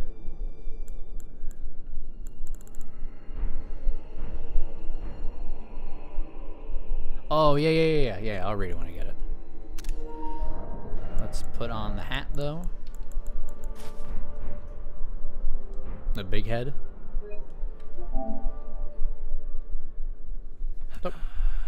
Look who we have. Hi, baby. We have Luna. Such a joy to smell the scent again. Does Hopefully she doesn't sit on my computer. I gotta keep her on my lap. for me. Oh, as I felt the sacred beast's essence fade, a great anxiety welled up within. Forgive this old woman her I forgive you. fears. 'Tis such relief I cannot express. After an eternity of the mind, our voices have at last reached the heavens, as evinced by thy gracious arrival. Oh, oh, We're so happy for her. oh. I implore, vessel of the sacred beast, have my son accompany thee to war, and dance thy dance of beauteous color. Kitty cat. Take vengeance upon Mesmerity's lot. They who betrayed us, aye, they who burned us. Numenor. Oh, Them face yes, thy sculpted wrath, keepers. That makes their sense. just deserts. My song will I sing in service to thee. Is there other? Yeah, wait. I gotta keep talking to her. Sculpted keep When does she give you the soup? channel thy color into the most Do I have to keep talking to her to get the soup? resplendent of dances. My song will I sing in service to thee. Oh, sculpted keep my song. Oh, okay. Do I have to leave and come back to get the soup? Horn-decked beast from highest. Okay, did they fix this? Now an entreaty received from the Empyrean Gradam. Summons a guardian spirit of God with the caster's head. The spirit never strays far from the caster. Yeah, there's no... Oh, sculpt my song. How do you get the soup from her? Do I have to reload the area? Finger ruins. I don't know. What do you like? They're probably, you know, well, they're shaped like the Godslayer seal. I don't have the map fragment yet on this character, but it's got the same shape as the Godslayer seal.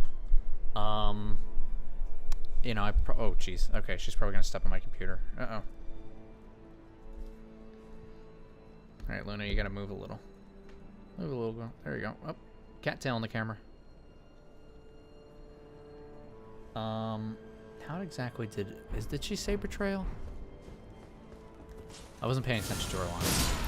I usually I rewrite everything and I haven't analyzed all of her lines yet. I don't even know what she said. To dance and cavort. Say, she's gonna give me the soup. Oh, glorious sculpted keeper, thou art kind indeed to this aged crone. Oh, pardon me, my dear. Where are my manners? Surely Oh yeah, so the finger ruins. oh, sculpted keeper, And it says that the partake of this the fingernail thing and the finger mimics grow in that area. So they must be growing out of the ground, I guess. surely Maybe they're rocks. Maybe they're like a fungus rock. I don't know. Nice. We got the stew. shouldst thou be by hunger's pangs beset. Hi, Luna. Implore thee. You can see her head. Take of my stew. Thou art sure to feel thy vigor restored. you can give this stew to Hornsent. Oh yeah, say okay. I got it. Yeah. We got it. Okay. Now I can take off this stupid thing, and once made with love by a certain elderly woman for the family table, having long gone cold, this soup gives off a rank, sour smell. God, that's gonna be so cool for the Black Swordsman to read that. Why would you eat that? That looks disgusting. We also have to pick up the, what do you call it? There's another ghost and a letter from Lita we gotta pick up. Wait, the incantation says just desserts instead of wrath. They're just deserts. Yeah, the whole this whole item description is all broken. She's not supposed to be called Imperial Grand Dam anymore, and it says just deserts. Because over here she's Hornsent, so there's still a lot of mistakes. Oh, this. You know what? All right. We'll come back here in a second. I want to look at something. You get the gourmet stew if you, I think, kill Mesmer.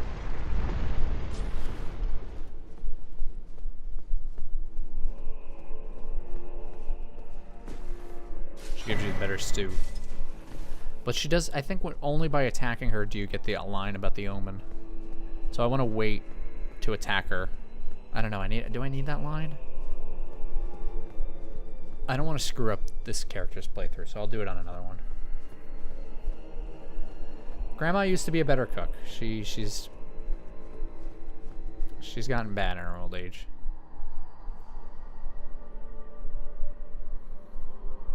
O tower of ours, hidden in shadow, O lofty spiral piercing the heavens, lead him safely unto greater godhood, and in divinity grant our salvation. Ooh, how shadowy.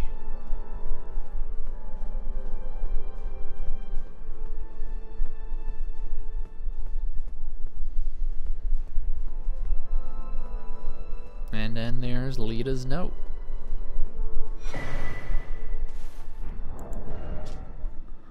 Message left by Needle Knight Lita, addressed to kindred spirits who also pursue Miquella's trail.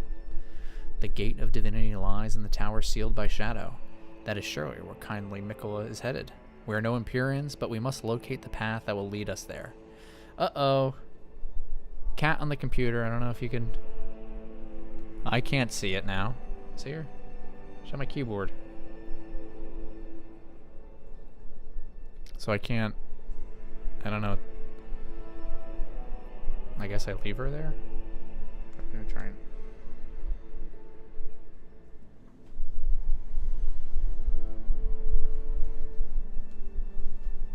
There we go.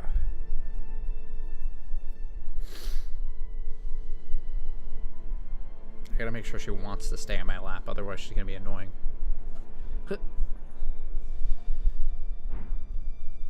Alright, time to talk to all those NPCs and get footage. So we gotta talk to these guys.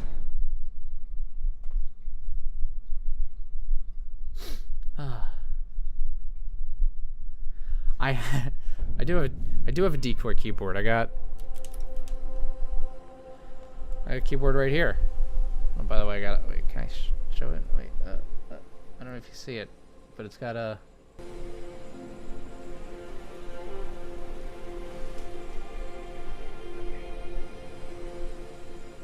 Alright, I don't know if I'm back.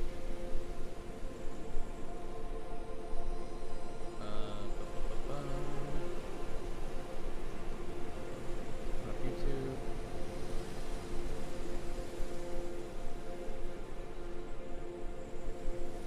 Oh no, the stream busted and a lot of people left. That's okay.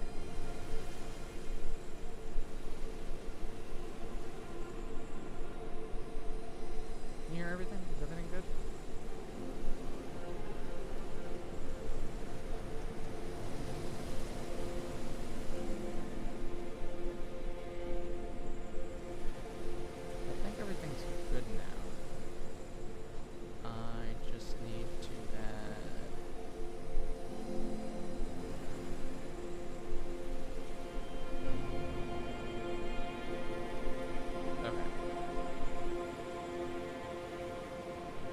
just like put her paw like right on top of my right on top of my like the power button. and then as soon as she did that, she left. So you know, great I have to. I'm sorry that I'm not playing right now. I gotta like fix all this stuff. I think. I don't know if I have to. I want stats. No. I want.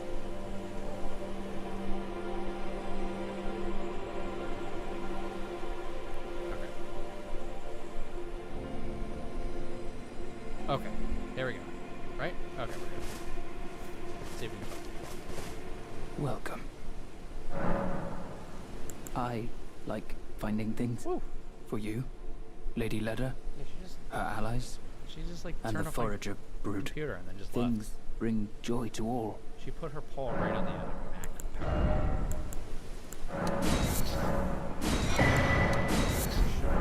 Goodbye. I guess I. Righteous Tarnished. What brings you here? Let's do separate recordings for all of these dialogue. Oh, you must mean Samor. Samor is a kind and The audio is quiet. stalwart Okay, ally. let me try and fix He that. provisions Oh, it our reset little everything. outfit. Samor traffics with the forager Here, I gotta brood, move. The his gameplay brethren, audio has to be who minus collect 10 supplies decibels. from all corners of the land. No doubt they find inspiration in then- his many virtues.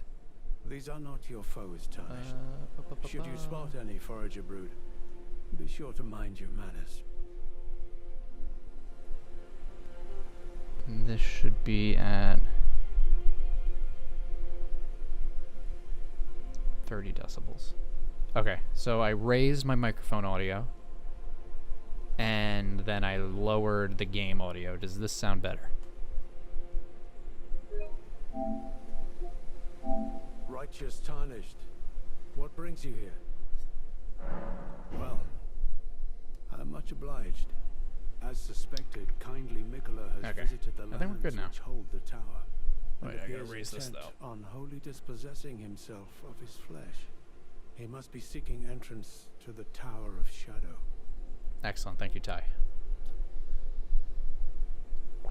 Oh, I can't wait to do my Bale video. Like, that's why I have to play this guy right now, because I need to get Bale footage, because I don't have any HUDless Bale footage. Bale? Bale, yeah, Bale. Bale? Bale, Bale, yes, Bale. Sorry, forgetting his name. I wonder how many Skidoo fragments I should have before I fight him. Ah, well met. That was a fine battle indeed. It heartens me that another warrior Well, stands among Ansbach, us. he's like, Ansbach I think is veterans. supposed to be the most likable Long ago, character I was stricken by in the Scarlet MP, Rock like the and MP, like spoke of he Aeonia. tells you, he's very honest with you, he tells you the Immobile, truth. feverish, and in He's great very well pain. spoken. I was entirely He resigned to death, is on your Leave it side to the very behind. end. and only kindly and Nicola was good enough to He's seek very me out. confident, and he My kind of wound like was swollen and festering, he, exuding a you know, most this is the pungent political odor. analysis And here, yet but he he is claimed the supposed to poison represent from to it, me. He's supposed to despite represent my that like wretched smooth visage. talking Now, I fascist. consider this Like he's a wound my pure blood compass. who's trying to revive this like long, like this dynasty that like never really Let us existed. both take And kindly Nicola's you know, guidance he to kind of heart. like he convinces you to again on like the him, even though his battlefield. ideology is really Brave bad. warrior. Like he wants to build on a like I a wonder why a the culture Tory dour fellow of keeps his distance. pure of the blood Dallas and boys, killing others, only and you know, assume he it's not fights for his own good. He's, reasons you know, his ideology is really and bad. carries his own burdens. I don't think we can But we argue needn't concern that, but he's ourselves with very, his affairs. he's a He nice too was guy. charmed He's by friendly, kindly but Nicola he's like and he's got guided bad her. ideas. And that makes us allies. We're not gods, you and I. 15 Even if we skit did bitty manage to fragments. dig up I the don't know how. secrets of his past. Yeah, I doubt think I'll our get meddling screwed up. could I think I'm ever only like amount to level much. 3 now. But maybe we'll try. Oh, that ancient dragon that's before Bale is like so much more difficult than Bale. Like, did you guys have trouble with him? Like, he was more difficult for me than. I urge you, follow after Mikilla, as long as you abide by his Yeah, so you know what I'm saying. Like Ansbach is like he's friendly, but and he's smart, but like his ideology is bad. Like Moog, just because Moog was bewitched by Mikilla doesn't make him a good dude automatically. Like he's still real. He's a bad guy. But this dish, 'tis fair of the tower. I remember fondly the skin-clad scent. Brings back memories. Oh yeah, since we were I talking about the all worm face forgot. before, you can see like his face kind of looks like a By worm my face. troth, is but a dismal copy. Indeed, I think it rather plain to see. Things once broken can never be the same.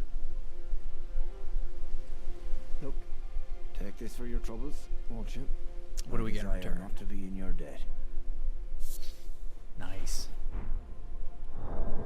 Anything else I from urge it? you, follow after Mikilla, as long as you abide by his footfalls. I like You the will be no enemy to me. I like the horn scent. I did his I did the invasion against him for Lita, and like when he cries out that he failed like his mother, or he like failed, he cries that he failed his wife and his child. I really like that. Oh, you know, his Falx has the it's got a falcon head on it. That's interesting. I guess that's supposed to be representative of the divine bird warriors. Oh, my nose is itchy. I got cat hair on my nose.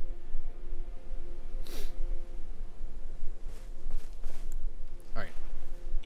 Oh, what did I... Oh, wait. Why do I... Oh. I forgot to put, I have cat hair all over my face now. Ugh. I have a little fan on my desk, and it's just like... Whenever she, like, sits in front of it, I get cat hair all over me. Where to... I guess the jail is probably the thing to do next. And the dragon. And the ailing village. And then when we're at the ailing village, we can kind of talk about the... what do you call it? Does this lead anywhere? Actually, let's go this way first. I don't think this... Yeah, you have to cross the bridge. I think you just get furnace golem stuff over here. And a crafting book.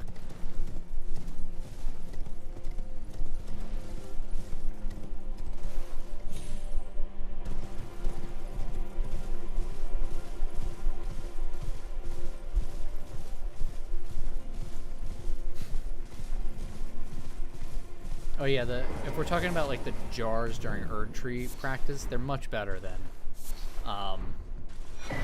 what goes on now. Like, it's supposed to be like you find the jars smashed around. Like Caelid is a good example. Like the minor Erdtrees are built surrounding a coliseum. And you have things like warrior jars, so it's most likely people who died in the Colosseums in gladiatorial combat get put in the jars to feed the Erdtree. There's also, I think it is... maybe if I look at crafting, we could see it.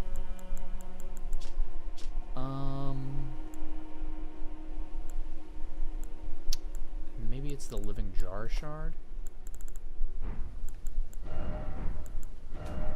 Where is the jar shard? It's a crafting mat. Here.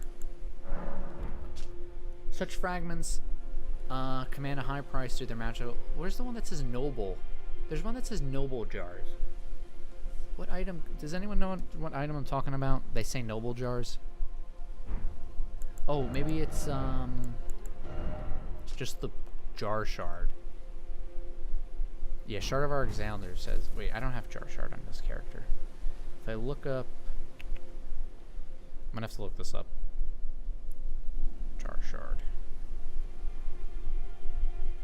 Maybe it's warrior jar shard? No,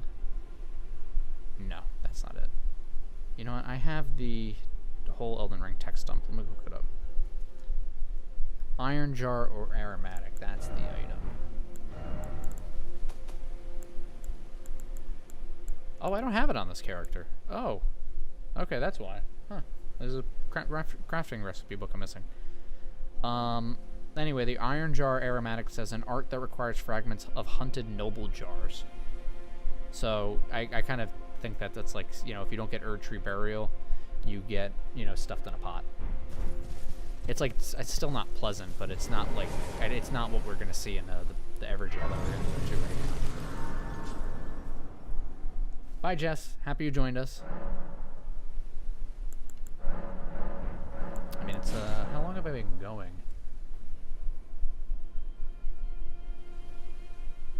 What's the over under?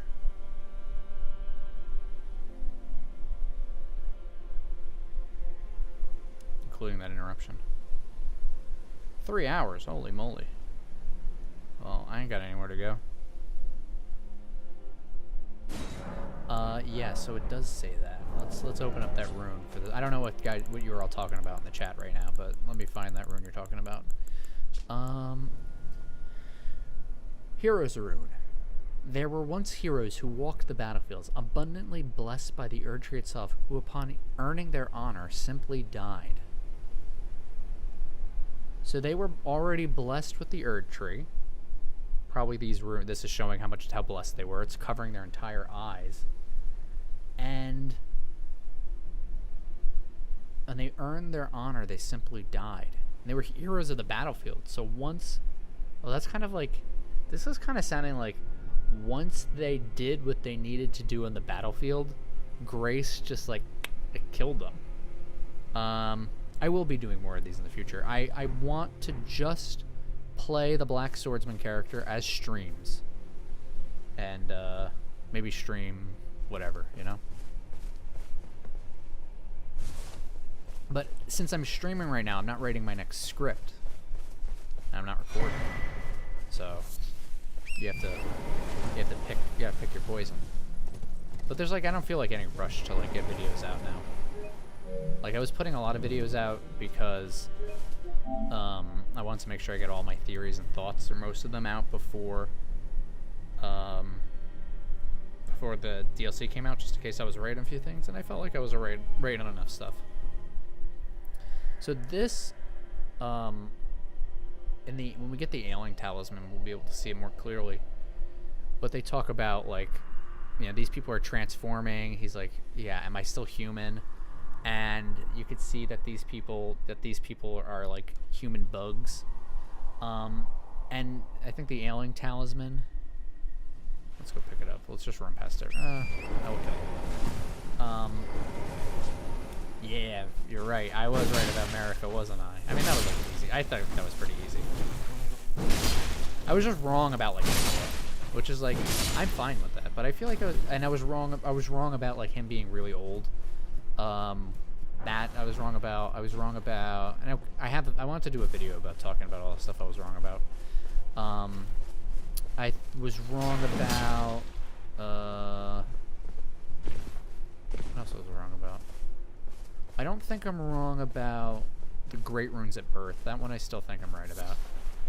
I don't think I'm wrong about Godwin. I think that I'm right on. House Mirai, that one I have to retool.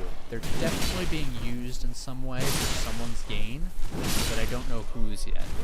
It still could be Mikola, but I'm not sure. The butterflies being, you know, since I was wrong about Mikola,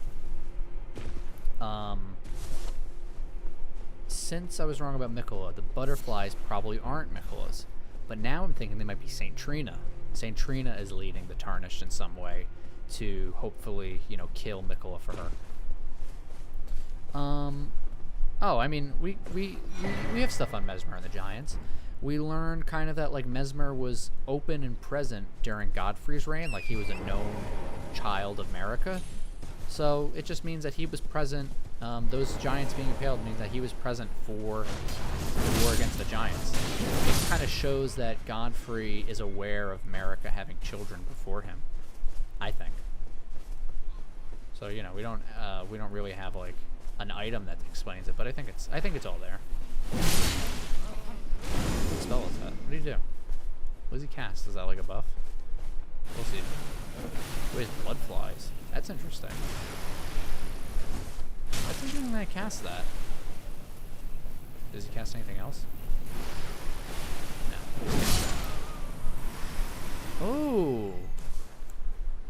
this must be is this the origin of like blood flies and stuff? So I don't have it on this character obviously because you get it in the Rao ruins. But there is, if you guys look at the Fine Feather Talisman, you could see that it's a Crucible Talisman, Fine Feather Crucible Talisman. And you could see that it has an insect wing in it.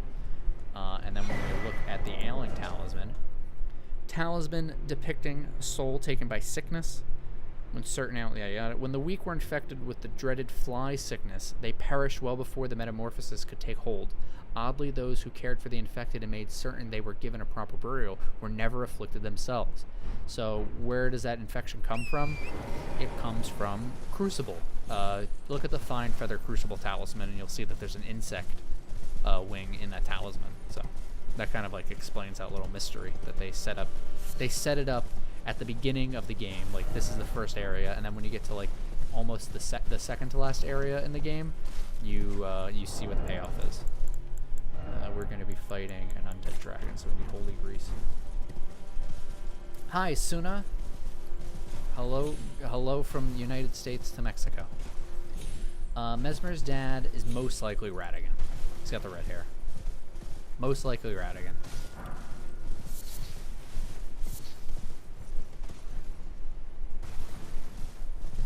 We don't have any reason to believe it's not Radigan. Yuck. What does this give us? Fly pot. Does the fly pot say anything interesting?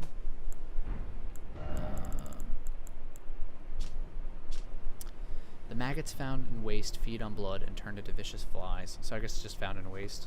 I wonder if that means that they... I don't know if that actually... I wonder if it means that they... I guess it could be Crucible related. Oh, geez. Oh, no. Oops. That was embarrassing.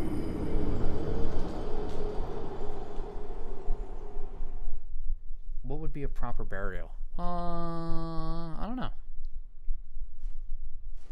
Oh, why did the Erdtree stop and fail making do? That's one of my first theories. It's Deathroot. Deathroot prevents souls from entering the roots. It prevents Erdtree burial. That means the Erdtree can't eat. And if it can't eat, it can't produce dew or sap because it's not getting any resources. So I think that's pretty clear. We have to fight the dragon. He is weak to holy damage.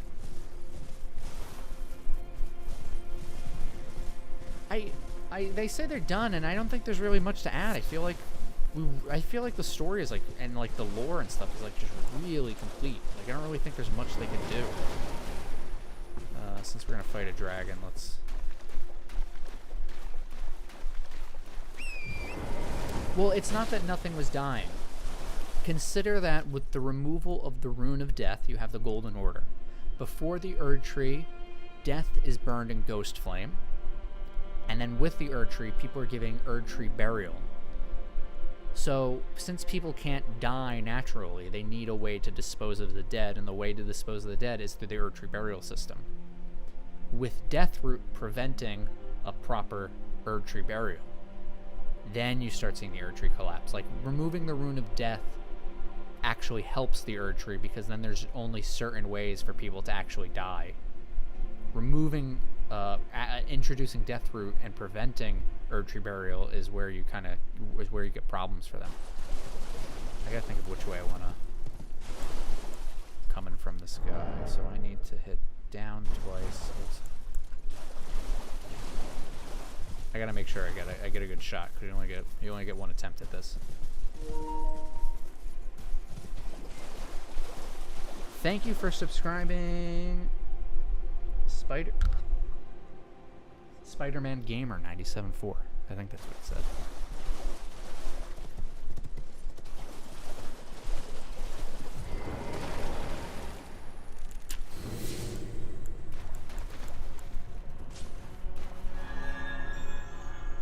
This guy is not gonna know what hell. Oh, he woke up.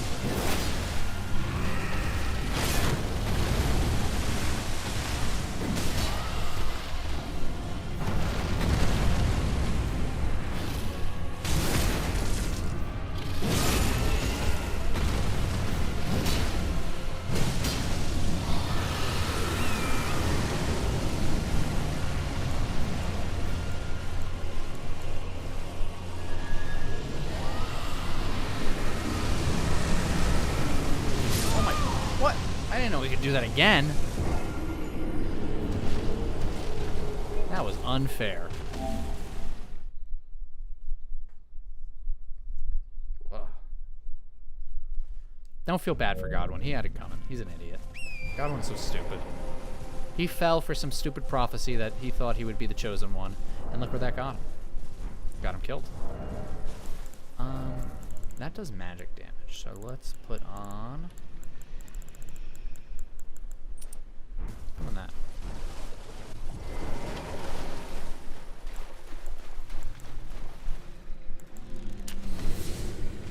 You know what? And this is a field boss, so it doesn't hurt to chug one of these.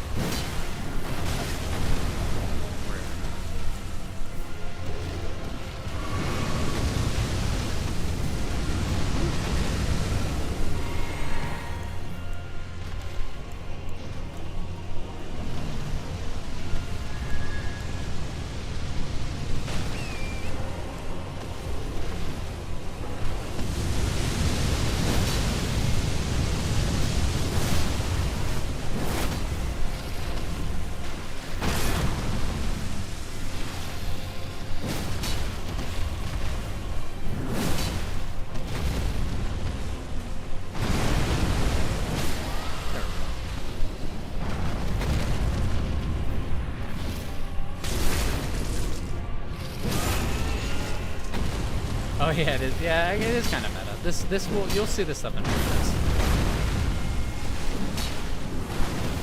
But you'll get like the emotional turmoil that the character is feeling, his inner thoughts, his pain, his aggression. What is he doing here? Why is he doing it? When will this dragon die?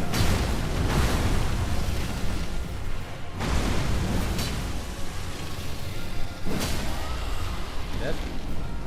That's 3 poise breaks. Holy moly. I'm recording this footage. He's still. Okay, finally.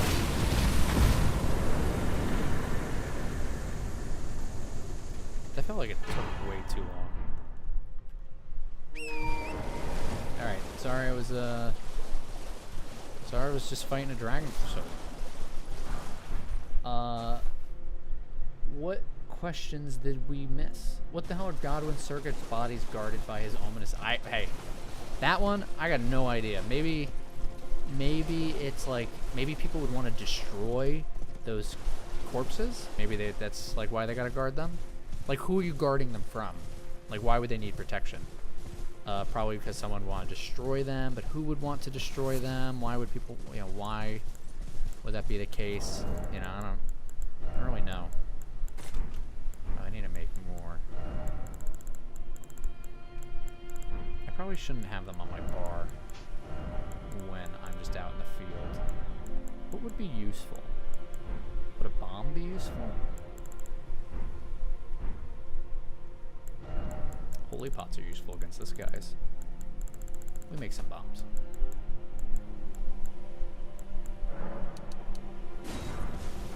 Let's see how good they are. That's on slot 4. Dun, dun, dun. Let's see. How good are they?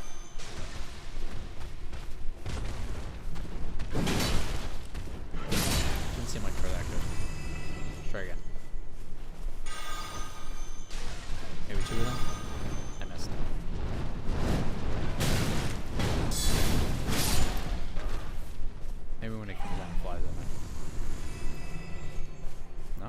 Oops. How about direct hit?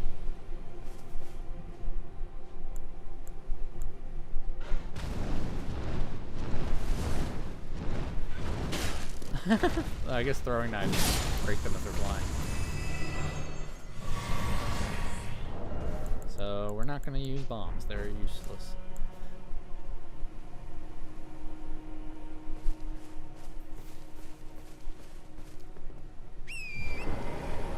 The steamy romance between Godric and Godefroy? There's no romance. They're like cousins or brothers. They probably hate each other, honestly. It makes me think of like the phrase from Song of Ice and Fire. They all want to. It's all a bunch of people named Walder Frey, because they all want to be the Mance of the Lord of the Freys. Where's the guy in the chair over here?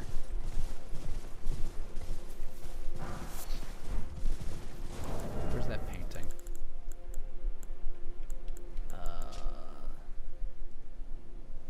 You see one. It's over here.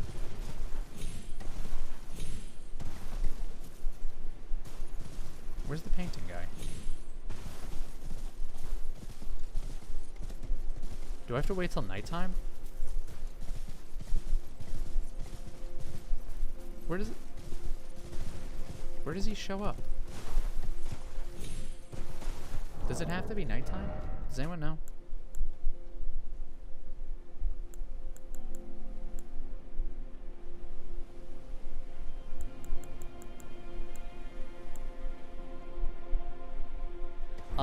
Oh yeah, the Armor of Solitude. I'm gonna switch the Armor of Solitude. I was thinking, he has to. I need to think of a narrative reason why he would change his armor. And I was thinking fighting Mesmer would be a good reason for him to change his armor. The fight against Mesmer, who like represents like hate and anger. I think that would, and the Armor of Solitude is him, you know, solitude. Where the hell is the painting guy? But yeah, there is going to be, the Armor of Solitude is going to be used, but I have to think of like what's important is I have to make sure that if there's a change in equipment, it makes sense for the character, and also how does a character get from point A to point B? Like that's also important.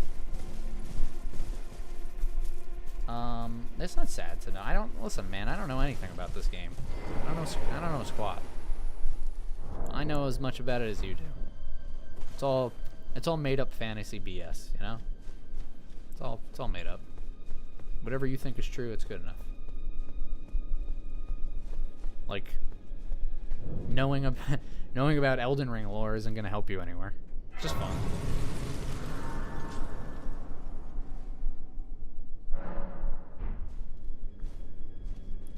I think I'm gonna do this dungeon, and then that'll be it for the stream. So we're gonna do this dungeon, and then that'll be it.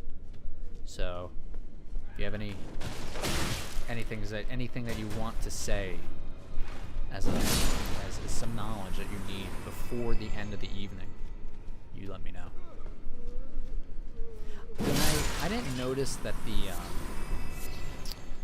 the jars were like women until I did the Bonnie jail. So I'm curious if, I don't remember if they show up in this dungeon, and if you could tell this early on. I also hope I remember where all the items are.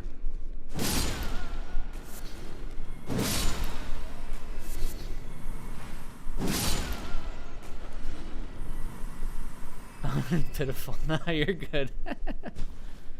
You're good. But yeah, you know, I mean, it's good to ask questions. Again, there's nothing, if you don't know, it's good to ask questions. That's how we learn. It's like how we learn anything. Whether it's about, you know, you want a skill or you want, you know, just curiosity. You shouldn't be afraid to ask questions. Oh yeah, I noticed the brand. It kind of looked, you know, we'll look at it when we get closer to it. I have like, I wonder if it's supposed to, like, what comes first? Does America's rune come first, or does that brand come first? Where does that brand come from?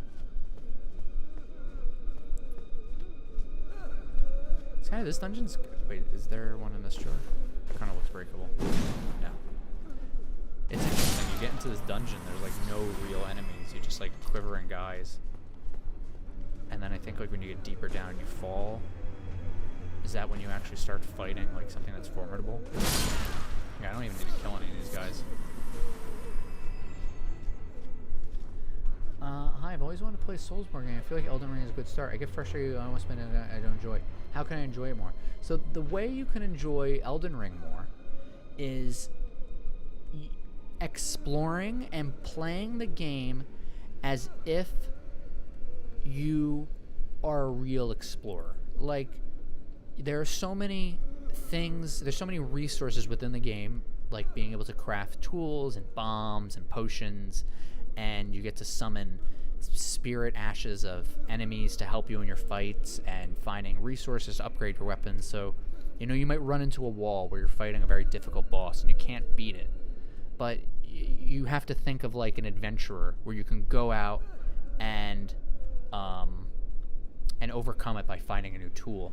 What's special about these games is that when you die, you always come back to life. So you have to think of, like, you know, you are weak compared to the enemies, but your strength is that you're essentially immortal. You can never die. As long as you never give up, you can never be beaten. No, this is my second playthrough of the DLC. I've played through it once before on a different character, but this is what I'm doing for... I'm just trying to get footage. I guess these guys are supposed to be... I guess they work here. He just fell asleep reading his book, though. It must have been a boring book. Someone else had a question. Oh, yes. The specimen storehouse. Alright, so first, I'm going to go with specimen. The specimen storehouse is, I think, Mesmer and his lot trying to do some scientific research into how to get out of the Land of Shadow. So we have kind of ancestral spirits taxidermied, and we'd also have like a taxidermy of a giant person who is similar to Marika's crucifixion pose. So I think what were the specimen storehouse is Mesmer and his people trying to manipulate spirits in some way to escape the Land of Shadow. They're trying to figure out, how do we get out of here? I got another question. Who's Ronnie's lord supposed to be? I think it's supposed to be us. Remember, Ronnie lies, and she knows more than she lets on. I think the plan, Marika's plan, was always for us to do this Age of Stars ending and to follow Ronnie. So I think it was always supposed to be the Mimic.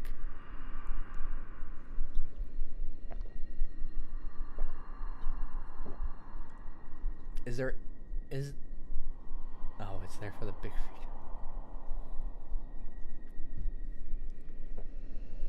Yeah, every dungeon does feel special, I agree. And there's not many of them, and they all have very unique designs, and they're very big and labyrinth. Like, this is a big dungeon. Like I said, this is the last thing we're gonna do, but it's gonna take a bit. Here's a jumping puzzle. I think you go down from that way.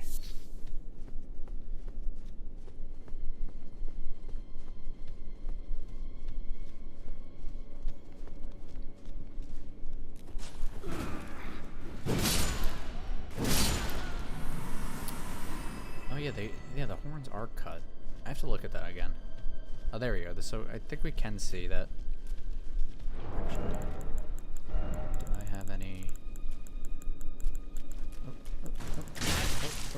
Uh-oh.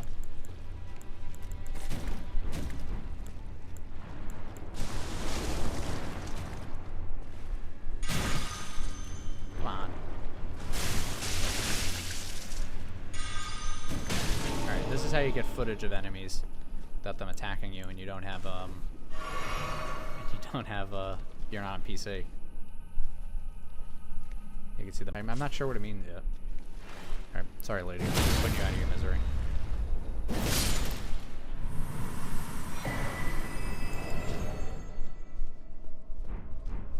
Oh, this is interesting. the soldiers who joined the crusade were rewarded with grace aplenty. So you join the if you're gonna go to the crusade, you'll be given free grace. No strings attached. Oh, almost fell. Should probably do it like this. Oh no.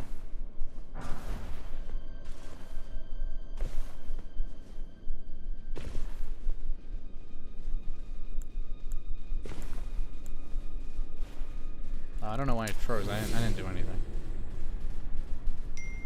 Whoa.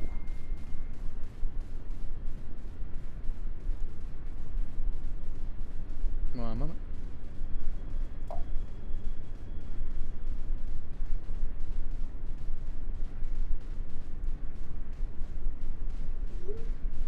Why is that coming out of that audio coming out of there?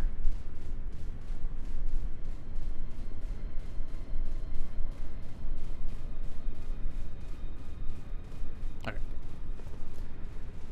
Yeah, it's like maybe it's not like a special rune. Maybe it's like just like a written rune. Like this is just the horn scent using a rune to mark like, all right, this rune is on your forehead. We're marking you for jar stuff.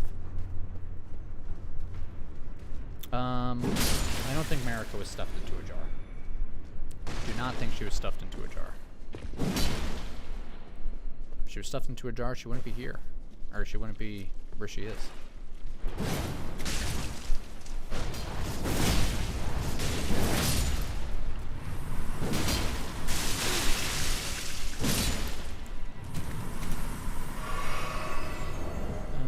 Alright, we're full on HP.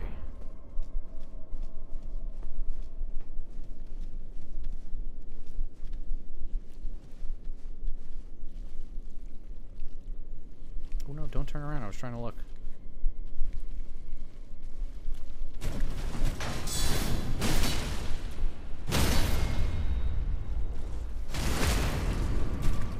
Yeah, that's well, also, what a saint is. Like, a saint can mean something to so many different people. You know, it's just a title. I don't know if there's, like, a physical... If there's actually, like, a hermit crab. I don't know if a saint is like a, you know, if a saint is something that like is supposed to be something specific. Is that two of them?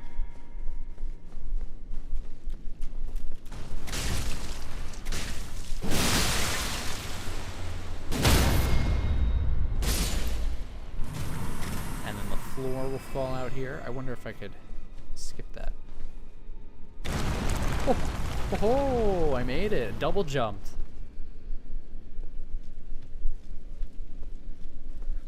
Well, actually, so I was actually thinking this. At Saint Romain, Saint Romina, she might be a Newman. I was also thinking that, I think I mentioned it earlier, that Nyanya, whatever her name is, she might be Newman as well. And that they're kind of like Newmans who all take like a separate path. Like, one wants to do... What Marika, her answer is to find Newman freedom, or like female Newman freedom, we have to fall down first. I can't just stay up here. To find Newman freedom, we need to go through order. Saint Romina is, Romina is like, well, rot will be our salvation. And then the other one, Nyanya, whatever her name is, Nanya, she is, she's like now Frenzy. Frenzy is what we gotta do. So it kind of feels like there's... And maybe the Glom-eyed Queen is a different... She could be a different Newman. Is like, no, the answer is death. We have to do a lot of death stuff. Not your business. Yeah, exactly. Not your business. Don't worry what she's up to. You worry about yours, I worry about mine. Yeah, she has a lot of HP. Is she bigger than the rest, or is she just on a higher elevation?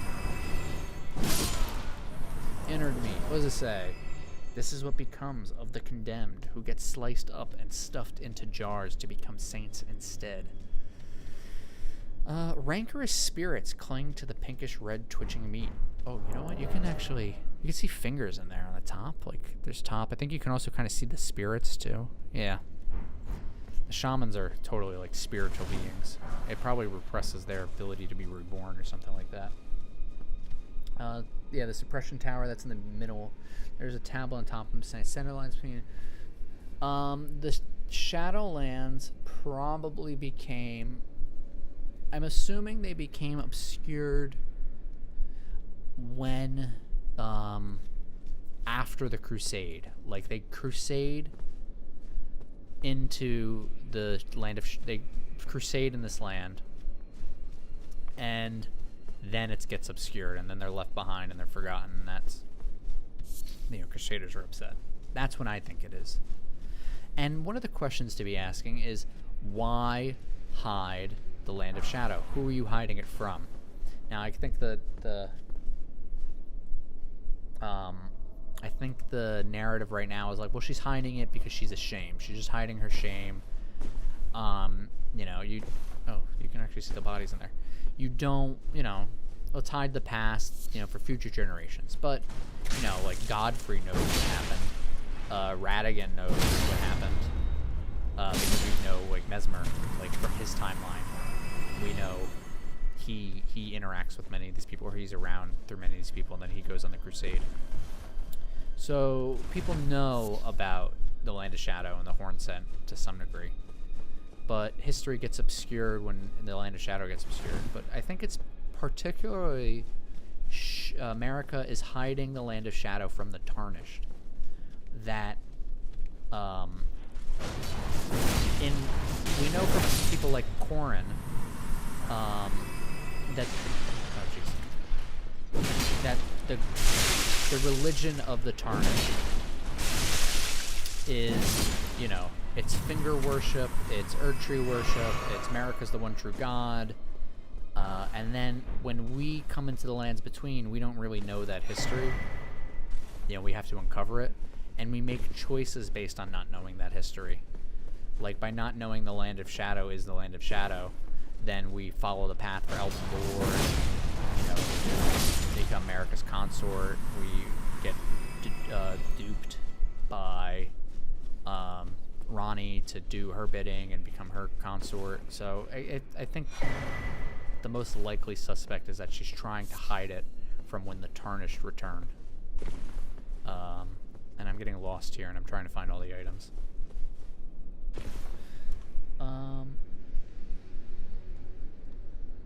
What? Well, they didn't earn it. I mean, you know, nobody earns that. This is a grotesque practice that they're doing.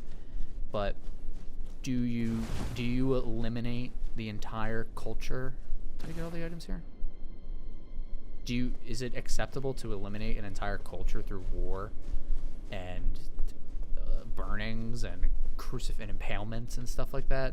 You know, just because they have grotesque, barbaric practices. I mean, like the Golden Order, they imprison people in sewers, and they imprison the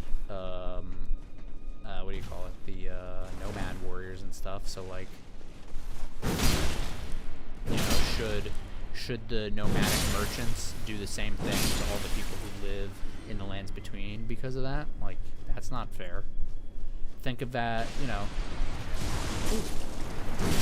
whatever country you live in has done some atrocities. Should everyone in your country have to go through, you know, should everyone have to go through being crusaded on because the rich and powerful have established a cultural norm that oppresses another group? I think I might die here. No, okay. Oh, Jesus. Come on, guys.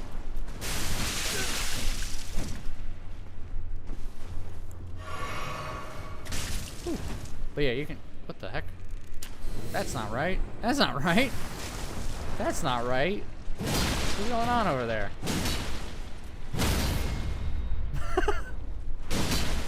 The game's breaking. Okay, she fixed. Nope, it's not fixed. That looks good.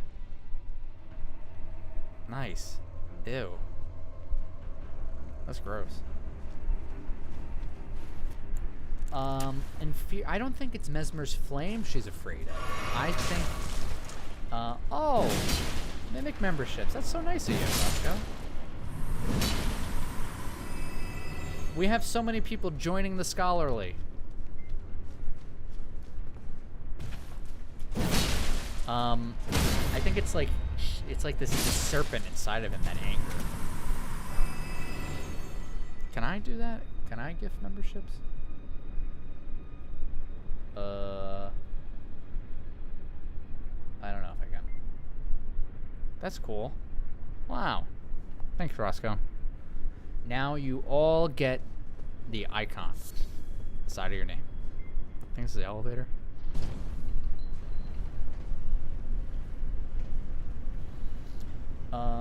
Now I have to figure out what's going on in the chat.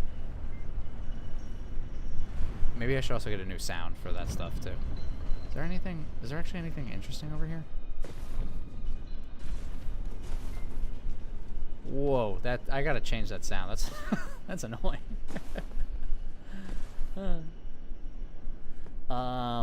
Ages are quantified by 1,000. Yeah, that seems reasonable. I actually haven't thought about that, but that seems right. Yeah, that makes sense. Yeah, because they both say 1,000 years. So the age of the Erdtree is 1,000 years? Does that make sense? Does 1,000 years make sense? Wow. Woo. You are very lucky. Lucky that Roscoe's such a nice person. Alright, where's it supposed to go? I think down this way.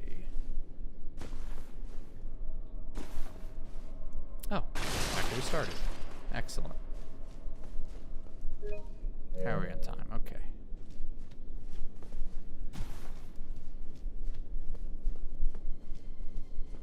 Yeah, it doesn't have to be. Some of the stuff that... Oh, we're at the end. Yeah, some of it doesn't really need to be taken literally. Like 1,000, like it's a 1,000-year voyage, but it's just like a long time. This is the next stage. It's not going to last forever, I think is what it's saying. It's going to... Saying that it's going to be 1,000 years just means that it's going to be a long time, but it won't be forever. It will end. But what will come after it? Okay, we need FP. I think this is the monkey? The demi-human?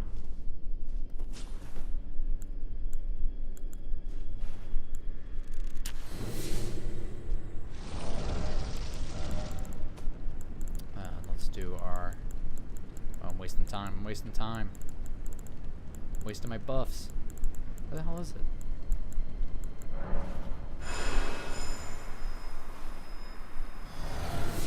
Well, she's also long lived and seldom born. She is actually eternal. Yeah, nice try, buddy.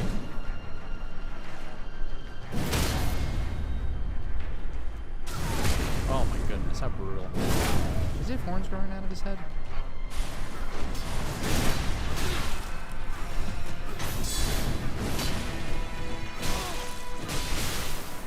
Oh, jeez.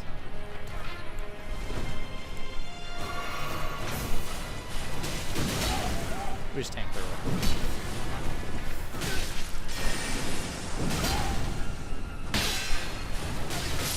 Oh my god, he freaking messed me up. But I almost had him. Yeah, I kind of like... I probably shouldn't have like done the Ash of War on him. His dex and intelligence should be high, but it's not yet. That actually, so I wanted to do for the Black Swordsman series to kind of like do the how to like incorporate mimicry in it, is I wanted to have him get reborn. He has to change his build to be able to overcome some obstacle. I don't know what obstacle yet. But I was thinking like maybe the final boss would be cool. Like he has to change his build, and then he's not the Black Swordsman anymore, but he's like, you know. Oh, that's not it. All right, we killed the monkey, and then it's end. All right, I think that's everything. If I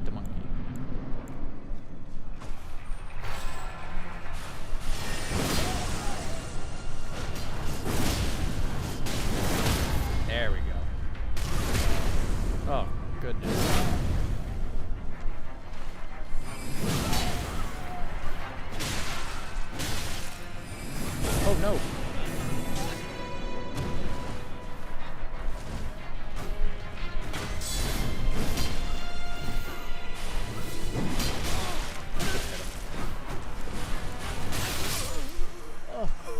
I want to heal and I want to block, but I can't see. I don't know what my bar's on. I don't know how much stamina I have.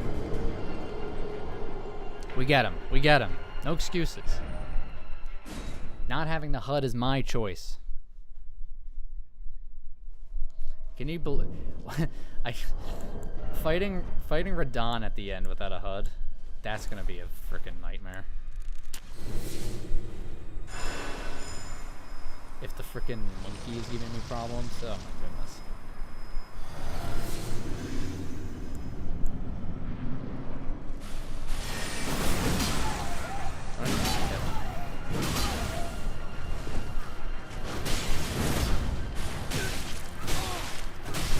I'm just getting comboed. I'm getting comboed.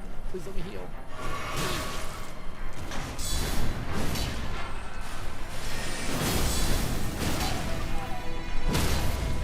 Okay. Oh, yeah, no. Gotta heal.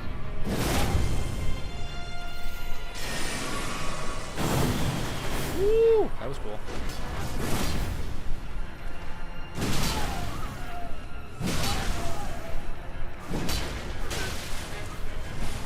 Woo!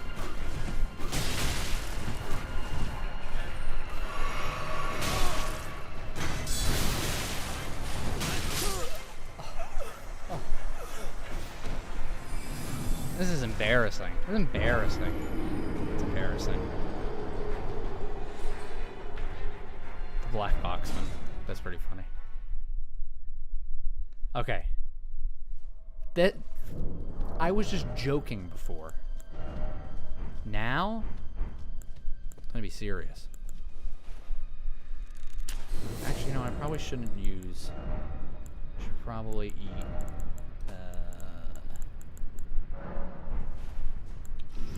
That one.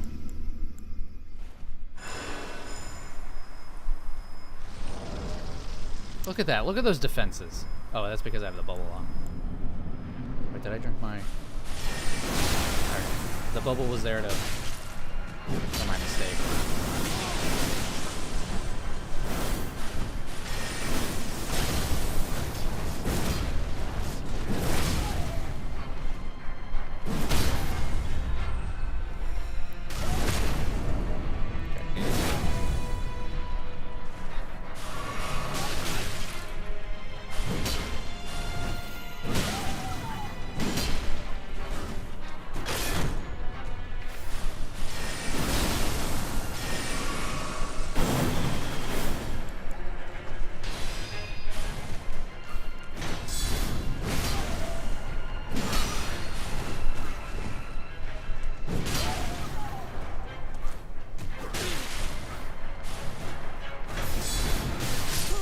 Why does the guard counter get broken? I can't guard counter. Okay, no more guard countering. No more heavy attacks. We're just going to do light attacks. We're not even going to use the Ash of War. No Ash of War. We're just going to... I don't have... But the line... I don't have the right... I have the new Lion's Claw, so it's going to, like, mess me up. Okay, wait. Listen. The Black Swordsman got it. He gets his ass kicked, and then eventually he wins. This is it. This is gonna be... This is practice for Prime Radon. Obviously.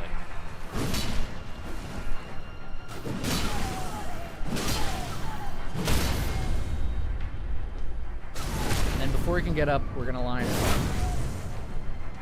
Oh, I guess he's already up. Actually, after this. Oh, I didn't have HP or stamina. Hit him again. I guess Lion's Call is the way to do it. We hit him with another one. Oh no, I missed.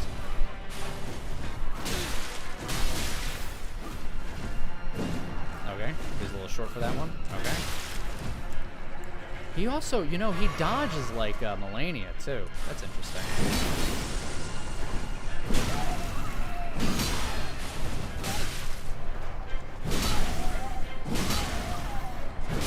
There we go. We did it. The hardest boss in the game. Oh. Being the blue dancer isn't actually a bad one.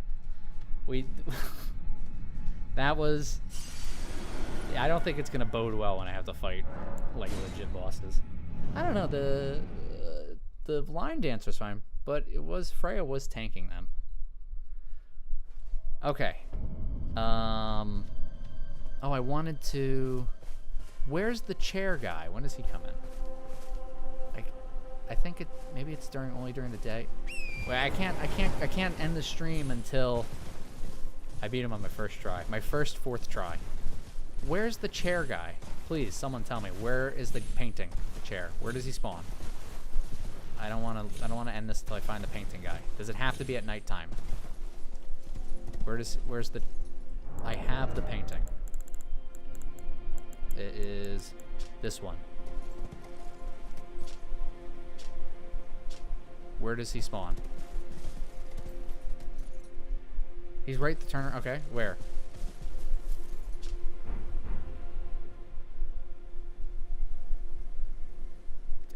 He showed up and I didn't see him?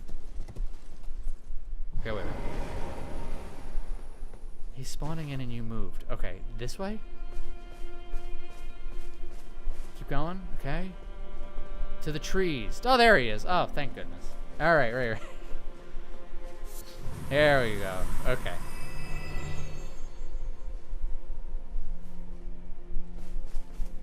There, we did it. This is a good shield, by the way. I think it has good fire resistance. Yeah, 63 is pretty good. And it looks sick. Alright. Let's hit that. Thank you, everybody, for watching the first Jack as a Mimic live stream. It went for like 4 hours, and I had a lot of fun, and I hope to do more in the future. If you haven't, please consider watching my videos. If you have, cool. Just maybe join the Discord, and then you could share your lore theories in there. It's very helpful for me and everyone else there. I can't make any of these theories without help from other people. So appreciate you guys joining me. I'm gonna figure out how to end the broadcast and all that.